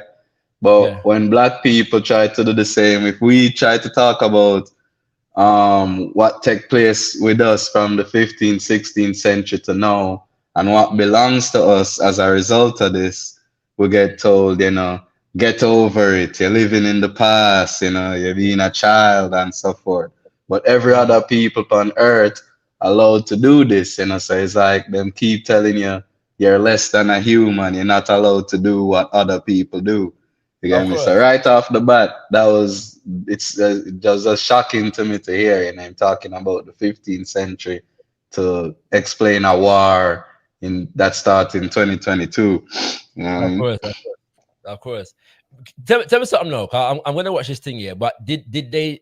To what extent did they discuss NATO? A lot. Them talk about NATO a lot, and Putin talk a whole heap about like the US and NATO, not necessarily US, but Ukraine, NATO, Poland. A lot of them like going against agreements and different things that them did agree on and stuff, and encroaching upon him territory and stuff. So I did watch the interview, and then I watched like some other people's summaries of it and stuff. And to me, it seemed like Putin, I mean, a lot of him say objectively true, but then like some of the stuff is like, you know, again have a pro-Russian bias slightly on it. Of But course, of course, of course. yeah, but yeah, a lot of what him say is like, you know, oh you argue, you can only say like, okay, it's slightly pro-Russian on the bias, but most of it just objectively true. Mm. So the interesting thing is that I don't know if you've seen this video of the Eric Prince guy, the founder of Blackwater, the mercenary people, them talking about the mafia recolonize Africa. That video's going around at the moment, yeah. But it's interesting that that company, they go by a different name now, yeah. Let me just remind myself of what and you all of what the name that Blackwater goes by now. Constellis, yeah, Constellis Holdings, yeah, but they have involvement with NATO as well. This is a group of mercenaries, yeah, and they have a relationship to NATO as well. But by the way, brothers and sisters, the NATO is the North Atlantic Treaty Organization. It's basically a military cooperation institution between America and a number of other European nations, yeah, you know, to basically police the whole of the world. And the company that Blackwater, that Eric Prince founded, has associations with companies who are contracted by NATO. Yeah, so there's a whole web in this military operation as far as NATO is concerned, and the corporations, not just the governments, but the corporations that are involved in it. That is a very interesting story, but we'll go into that another time. What are your other takeaways from that interview, African comrade? I'm very interested to what. Yeah, next part, he was talking about like Ukraine and have a whole heap of Nazis. So I did find some of the summary videos, like the Western summary videos, I've never really mentioned that part. So apparently Ukraine and a lot of them leaders, a whole heap of neo-Nazis. Allegedly, I should say, actually, you know. Allegedly, it's a fact that Ukraine does have a growing Nazi movement within it. The extent to which that is the motivation behind Putin's invasion is something that I sincerely question, but it is a fact that there is a Nazi vibration in the Ukraine. You know, agree. Yeah. So yeah. Yeah. You know. So him lay out all heap of different reasons for why him feel or you know they make the invasion. To me, you know, I don't really care that much. You know what I mean? So only so much as that if Russia was to take Ukraine out, and you know, it's really funny how the Russia-Ukraine thing took a backseat to Israel when that possibly is a more dangerous conflict when it comes to like actually causing a world war. Yeah. So to me, it only matters so much as that it might pull other countries into conflict. You know. No, 100%. I think that that Israel may pull in other countries. It just so happens though that the other countries that it pulls in are likely to be nuclear powers. The closest to being a nuclear power that might involve them. So other than Israel, that of course that is. Israel is already a nuclear power, but the closest country that might be a nuclear power that it might draw in is Iran, and they're not even a nuclear power, but you know they're trying to do some nuclear energy stuff and a kind of different thing. But you know, according to the principles of the free market, Iran is barred from from engaging in a nuclear experiment in that case. Whereas it's more likely that the Ukraine-Russia thing will probably involve other more nuclear powers, yeah, like America, Britain, and then you have China, yeah, at the same time. Now, the interesting thing, I don't know how much people know about the Cuban Missile Crisis, yeah, but this is a similar dynamic that is taking place here, in the sense of the fact that what other thing go again? basically America threatened to bomb Cuba into smithereens, yeah, based upon Russia giving Cuba arms, yeah, in response to America giving, I can't remember which nation arms, yeah, but that nation, that they gave a particular nation in Europe arms, and the that was considered a threat to Russia, and so Russia sent some arms got Cuba, and that America considered that to a threat to its national security, and then big Cold War standoff. Yeah, that was the closest them some people say to the actual Cold War between Russia and America descending into an actual full-scale military situation. The point I'm making is that the extent of NATO's expansion into Ukraine was considered to be a threat by Russia. Yeah. And America would not have withstood that kind of a perceived threat in anywhere in what it considers to be its backyard. Yeah. Especially because as well as they have AFRICOM in on the African continent, they also have Southcom, which is a military high command that is in control, or so they would say, of South and Central America. Yes, and so they police South and Central America as if they own it because they are a criminal empire. Adesoletingo, you know what I'm saying? So yeah, that is the thing right there. So giving thanks, African comrade. Feel free to stay where you are, brothers and sisters. I'm going to wrap up the show in no more than 15 minutes. So if you have a comment or a question in the chat, please at gotkushTV. And if you have a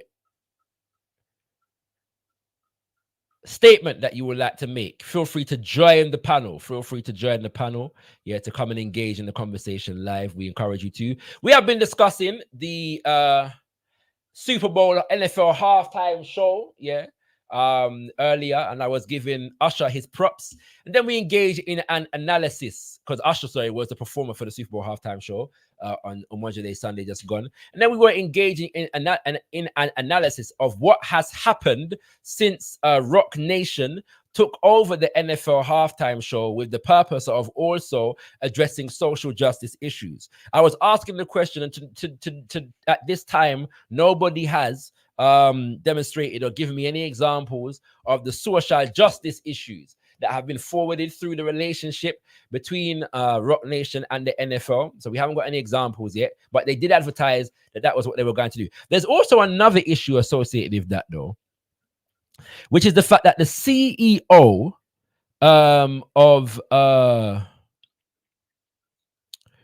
of Rock Nation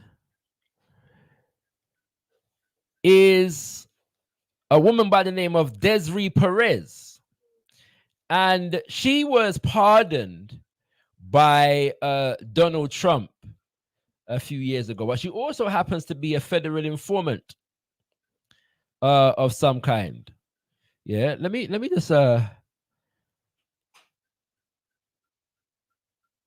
read this article. Hold on there. I'm gonna read this little piece of something. 1 second, brothers and sisters, because I've already found this out recently. By the way, Desiree Perez is actually at that press conference. Yeah, that I feature in the episode of the Inset that I was talking about. She's actually on over Jay-Z's right shoulder. She's actually right there. And so there's a piece. There's two pieces actually.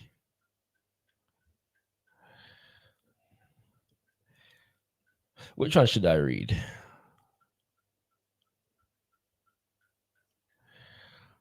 I'm not gonna read out all of that. Let me just read this one I first had. All on the Kings and Queens. This one, it's on Variety.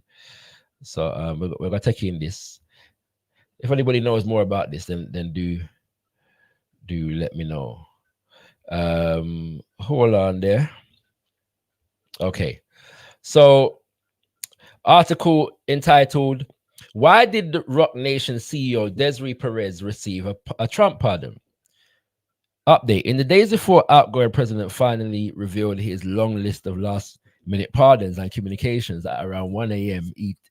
Eastern time on Wednesday, several names in the entertainment world had been mentioned as likely candidates. Some accurate rappers Lil Wayne and Kodak Black, Death Row Records founder Michael Harry O. Harris, some inaccurate Joe Exotic, some whose music background was less known, longtime Rudy Giuliani and Jared Kushner associate Ken Curson, who played in an indie rock band in the late 80s. But few expected to see the name Desiree Perez, who is CEO of Jay-Z's Rock Nation empire, and along with her husband, Rock Nation sports chief Juan Perez, is a longtime and valued associate of the rappers. President Trump granted a full pardon to Desiree Perez. The relevant section of the from the press secretary regarding executive grants of clemency reads, Miss Perez, was involved in a conspiracy to distribute narcotics. Since her conviction, Miss Perez has taken full accountability of her actions and has turned her life around. She has been gainfully employed and has been an advocate for criminal justice reform in her community. Gainfully employed is almost a comic understatement for the successful CEO of a billionaire's multifaceted, multi-billion-dollar entertainment and sports company that oversees the careers of artists, including etc. So after her 1994 arrest for conspiracy with intent to distribute narcotics, Perez cooperated with the U.S. Attorney's Office and received a sentence of 5 years probation, among other offenses. She was later charged with parole violation and served 9 months in prison in 1999. Yeah. And so, yeah, I'm just pointing that out. That is the head of the CEO, of Rock Nation as it stands at the moment. All right. We've got another guest on the panel. Imhotep, what you say? Peace. Can I be clearly heard? Yes, you can, Q. All right. Peace and Pan-African power to everybody under the sound of my voice. I just wanted to well, actually, maybe before I start, I should say I might have to run away real quick to just answer the door. But yeah, so I wanted to add a few things about the Putin interview with Carlson. He said at some point regarding NATO, he said at some point that he actually asked, I believe it was Clinton, but it may have been Bush Sr., whether or not it was possible for Russia to join NATO at a certain point. And that president would have said, yeah, I think it's possible. Then he went back and spoke to his advisors and came back and let Putin know, well, no, you can't join NATO, not at all, Which is interesting. So not to cut you, Imhotep, but which is interesting based upon the fact that to a significant degree, NATO was set up as a military cooperative arrangement to withstand Russia. Like Russia was like a significant amount of the reason why NATO was set up in the first place. So, but yeah, go ahead. You're muted, Imhotep.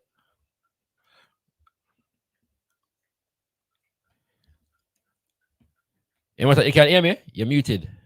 Oh, okay. Right. So in my comeback. Yeah. So that's an interesting make this. So one day we have to go into NATO. People need to know about NATO, yes, and why it was established in the first place. Yeah. But yeah, to a significant degree, as I said, it was established because in the context of the Cold War to form an offensive or a defense against Soviet Russia to a significant degree. You know what I'm saying? So yeah, it must be it's just interesting that when you look at these dynamics, in global history and contemporary global politics, it's entirely interesting. Yeah, we have to know about what world we are in fact living in, brothers and sisters. We are inside the last 5-10 minutes. So if you got a comment that you want read out, please at gotkushTV. I would say join the panel, but we're probably going to take brother say Imhotep's contribution, then wrap up the thing. So do stay tuned. But Imhotep, let me know when you have returned, brothers and sisters. We were discussing the halftime Super Bowl show by Usher, and we was exploring the dynamics associated with Rock Nation and their relationship to the NFL. Very, very interesting dynamics. We earlier, just to remind those who were tuned in last week, I have been charged with the responsibility of watching and reviewing Badass, the reality TV show that has come under heavy criticism for its portrayals of black women. And so I'm going to watch a series. I'm just still deciding whether or not to present my thoughts live or do it in a pre-recorded video. I'm steering towards the latter at the moment for a few different reasons, but we're going to get into that.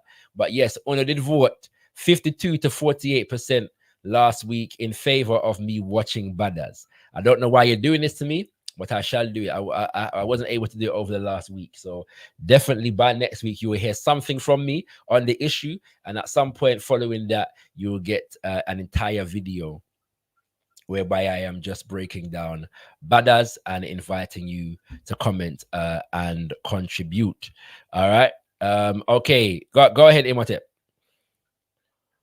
Yeah, I don't know if I had finished what I was saying about Russia and NATO, but I don't really know too much. I can't remember too much more than that, rather than it would really was just very kind of startling to me to hear him say that, they had attempted to join NATO. At the time, as in at the instance where he asked, he was actually told, maybe it's possible, And then the second thing, well, African comrade on the panel tonight had said Putin is being, well, he didn't say this, but basically inferred that Putin is being allowed to make the sort of irredentist, I think is the word that they used in political science, irredentist claims based on long-time history. But as far as I'm seeing in the legacy media, to be honest, he's not being allowed to make those kind of claims. That's actually part of the illegitimacy of his war in the Western narrative. He's not allowed to make those sorts of claims. The only country, as far as I'm aware, that is allowed to make those sorts of claims in the international stage is the so-called State of Israel, where they're allowed to make claims from 2,000 years ago and pretend as though that has any bearing on foreign policy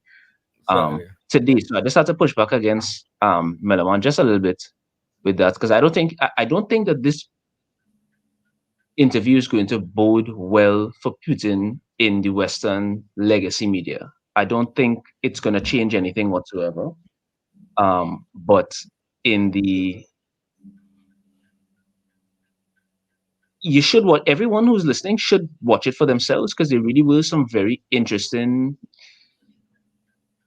If he's telling the truth, if Putin is telling the truth at every second of the interview, he's a much different actor than he is portrayed as in the West. A significantly different actor than he's portrayed as in the West. Right. Obviously, we should not take him at his word. Certain things should be, a grain of salt. He is a political leader. He's been in office for 20-something years. You understand? He does understand how to spin things on the world stage. Is what I mean. But it really is a different character than it seems to have been portrayed in Western media before. So yeah, I definitely just want to recommend everybody watch it for themselves. 100%. And anything in response to that, African comrade, then we'll proceed to a close. Oh no! What say actually sparked in my brain the part where Putin was like, "Yo, when the USSR dissolved itself, them was expecting the West to welcome them with hugs and kisses, cause we'll do this of our own volition, we'll dissolve the USSR, so expect you guys to look at us as friends now." But instead them kind of turn upon them and be like, "Yo, we're suspicious of you same way," and stuff like that. So that part was also interesting, as Imhotep saying, or it could just be Azimuth saying, his clever way of spinning, history and, making stuff look good for him.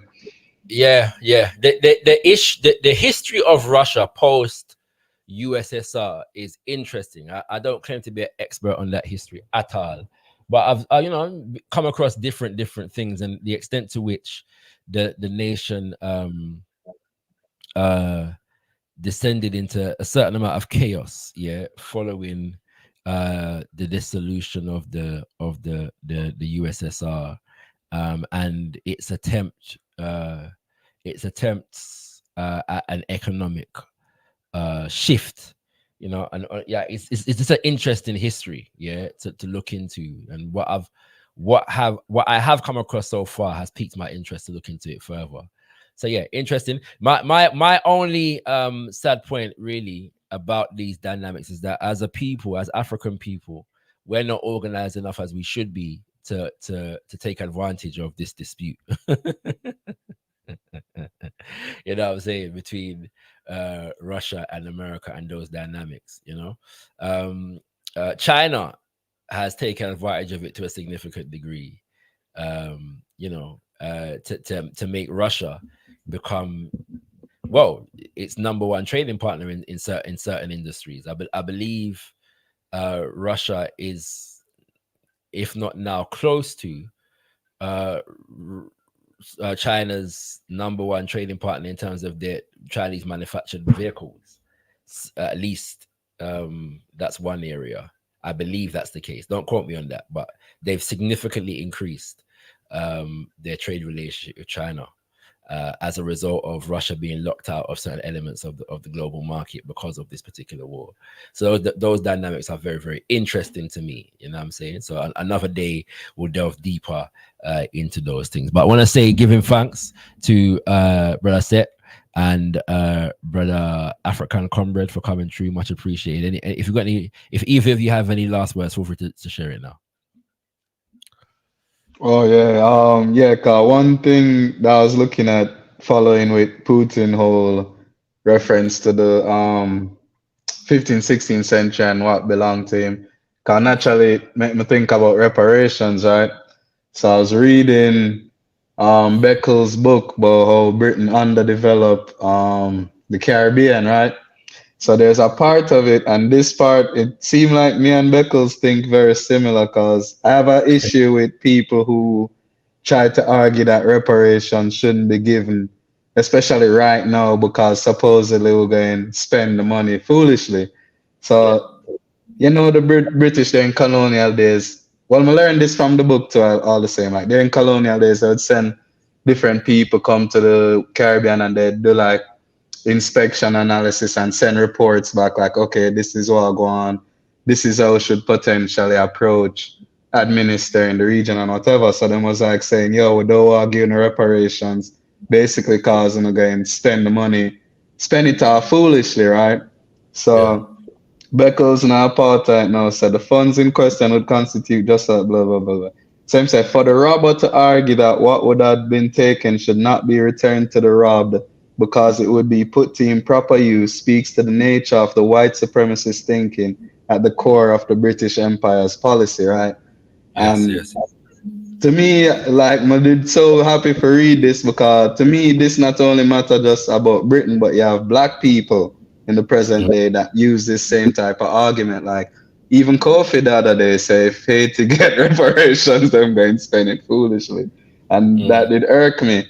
I really hate hearing that type of argument, because, as Beckles says, a white supremacist way of thinking, to think that if you give us money, all of us can make improper use of it, and somehow it wouldn't help you to actually put money in the hands of people. It's really crazy.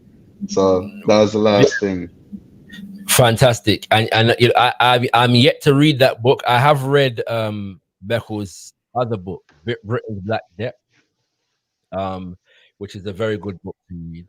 But yeah, I'm yet to read that specific book, and it is on my list. So give thanks for sharing that. And maybe at some point in the future, we'll probably just engage a study group, like a live study group around that book itself, just invite some people and read the book just to discuss it. We'll do that at some point. So if and when we do that, I'll invite you on African Congress so you can come through and share your thoughts where that is concerned.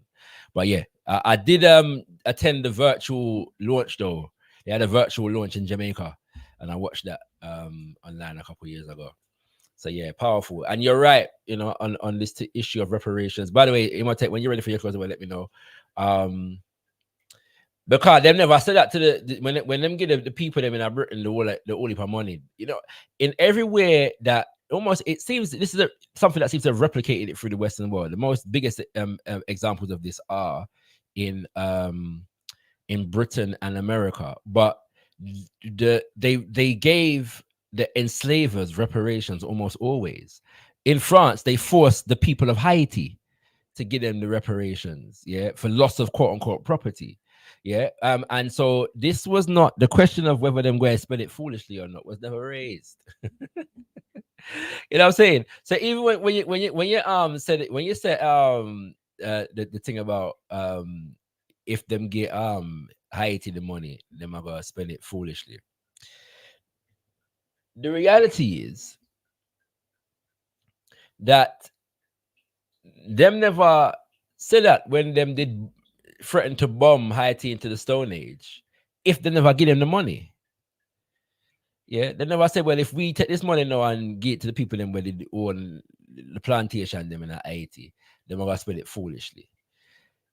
But the difference is that Britain and places like those, they invested that money significantly in the infrastructure that fueled the industrial revolution at a certain point. You know what I mean?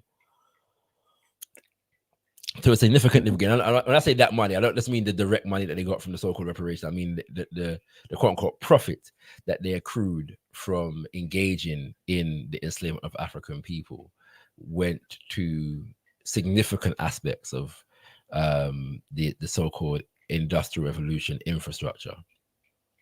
So yeah, it's an issue that we constantly have to fight, but we'll get into that another day. Give thanks for raising that point, African comrade.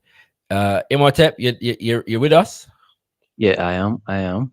Actually, African comrade raised another point just now that reminded me of something.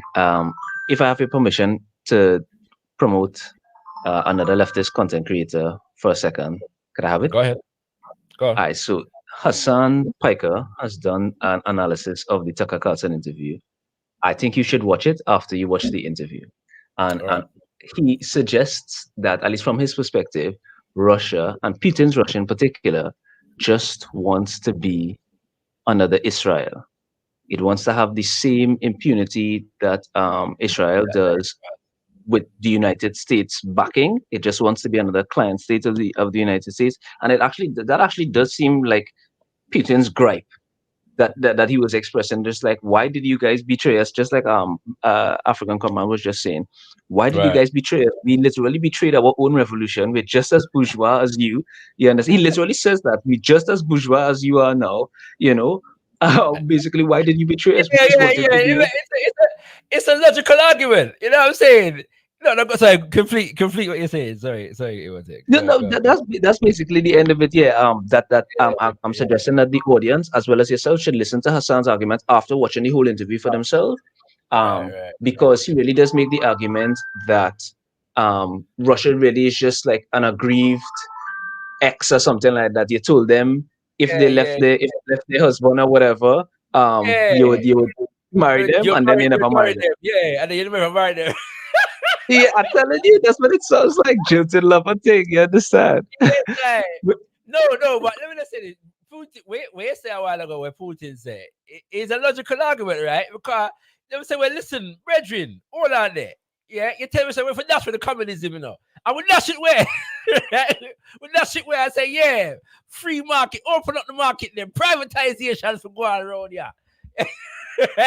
And that's the communism and the rate and the one party and the blows and skirts and the you know what I'm saying? I know you you were still like your enemy. It's what I go on. It's a reasonable argument.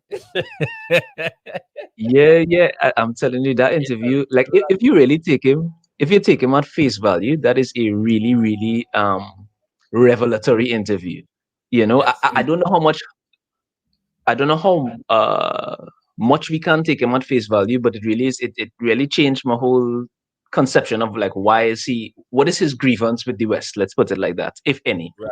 You know. Right. Yeah. But yeah, You know what I'm for saying? me. Yeah. No, Putin, from what I know of him, is a very astute political player. Yeah.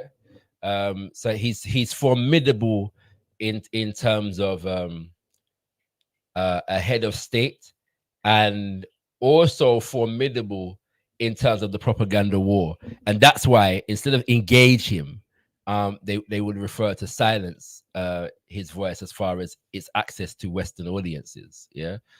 So that's a very interesting point. So thank you for raising that. But yeah, definitely I'm going to be watching that interview in between all my viewing of Bada's UK. And we'll be discussing both and Bada's UK more extensively in the future, brothers and sisters. So yeah, we're going to be watching Bada's UK between now and the next show, and providing some analysis on the above. Giving thanks to brother Seth, giving thanks to brother African Comrade for coming through. I'm going to wrap up the show now.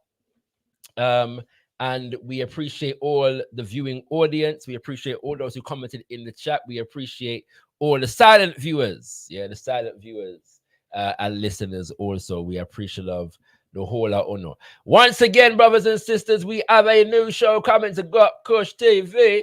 A new show is on the way, and I want you to be aware of the new show. Democracy, crazy demonstration of crazy, crazy demonstration. If it no be crazy, why for Africa? As time they go, things just they bad more and more. Democracy, crazy demonstration of crazy demonstration. I mean, if you have not heard that tune, Teacher Don't Teach Me Nonsense by Fela and Nicola Pokuti, take in that tune there. Yeah, Democracy Ghana, Democracy Under Fire, featuring the one and only Bonchi and Yete. Coming to you on the 27th of February. Our inaugural episode will take place on the 27th of February from 8 p.m. Do stay tuned for more information. For more information, you will get to know about the specific subject that we're going to be dealing with on the 27th.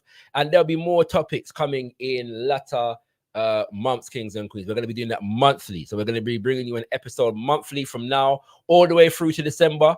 At the very least, yeah, breaking down the contemporary and historical political situation in the nation of Ghana. And so we look forward to bringing that to you, brothers and sisters. Have another announcement, yeah, and I'm gonna just say from now, within the next couple of weeks, also we have a show coming called All Eyes on Africa. All Eyes on Africa. Now I go reveal the host, the presenter of that show there yet. So you have to hold tight. In fact, because the whole title of the show is All Eyes Pan Africa with. I'm not go reveal the with yet. But hold tight. Yeah, hold tight. Yeah. So we're getting there, brothers and sisters. We're bringing some new content to you, some new analysis to you. Yeah. And so we're going to be developing the platform. We intend to grow into a formidable Pan-African media platform from a universal African nationalist perspective, principally. All right. So do stay tuned for our growth and development. And with that, I bring to you greetings and good night. Tendai Mwali, we thankful unto the Mother, Father, creative life force of the universe. Kudzai Modzimo Mokoro, giving praises unto our great ancestors. Abibi Tumi, Abibi Fahodi, African power and African liberation for all African people. Ashe, Ashe, Ashe. Why are we all of a sudden having crisis in identity? At the very moment, we also talked about what? Afrocentrism and African what? centeredness. So right at this moment, when we are beginning to coalesce and to develop a concept of African identity and Afrocentrism, we are all now suddenly in a what? Identity crisis. Is the identity crisis really there, or is what going on an attempt to do what? Create an identity crisis? Because these people are well aware of what a full and wholesome identity will do to them. And they are aware that an African-centered identity represents the end of white power and of white oppression.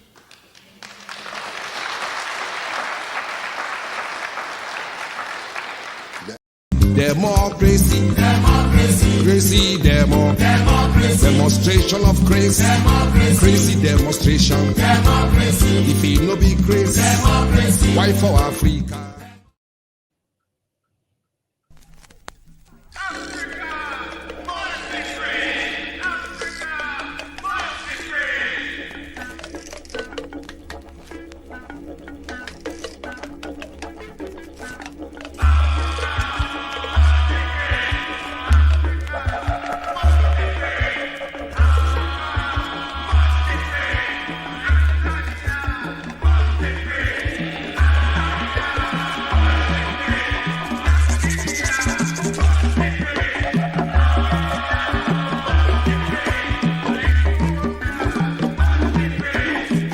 Every year in the month of May, we chant liberation. We gather every year in the month of May, 'cause we are one black nation. And we celebrate all our victory and prepare for each new fight. We vanquish all down pressure, whether black, yellow, brown or white. 'Cause black struggle international in this year time, and we want liberation now.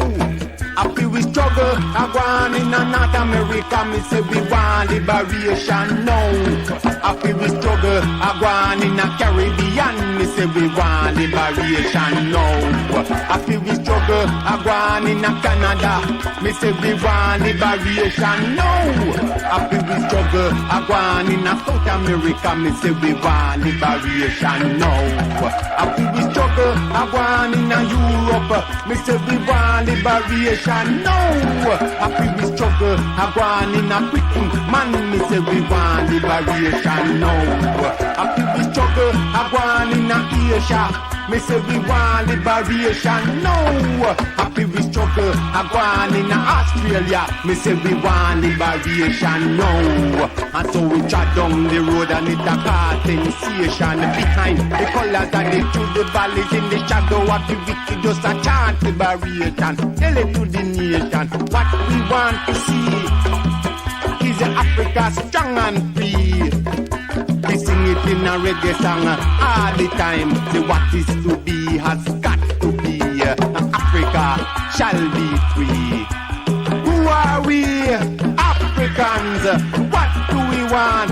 Freedom.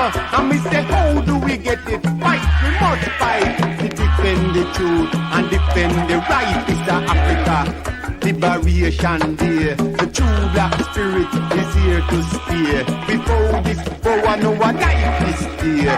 Freedom come, what me? Freedom come, what me?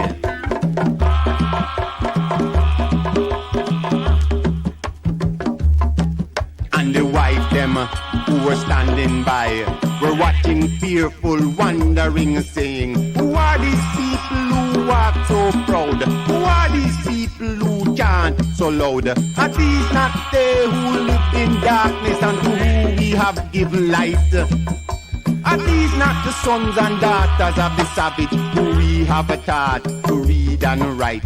Have we not taught them our history and honor them with our culture? And brought them into our great house to serve and stand at our great table? Have we not granted them what they deserve? Well, African proverbs say that only those who can listen can learn, and who can hear go and feel. We are the sheep of Jah pasture, and now we shall inherit our land. And we are also the lion, against who none shall stand. We are the sons and daughters of the original nation that gave to this world first knowledge of civilization. We were the victim of the white savage to whom we stretched out our hand, and not knowing they came to plunder, kill and slave our people and destroy our land. So now we step it down the road and it a cause sensation behind the colors of the new black nation and a one chance liberation. And we say, who are we? Africans. What do we want? Freedom. And we say, how do we get it? Fight, we must fight. We defend the truth and defend the right. This is Africa Liberation Day. A true black spirit is here to stay. We bow this power, no one life this day. Freedom come, what me? A freedom come, what me? A freedom come, what me? What me?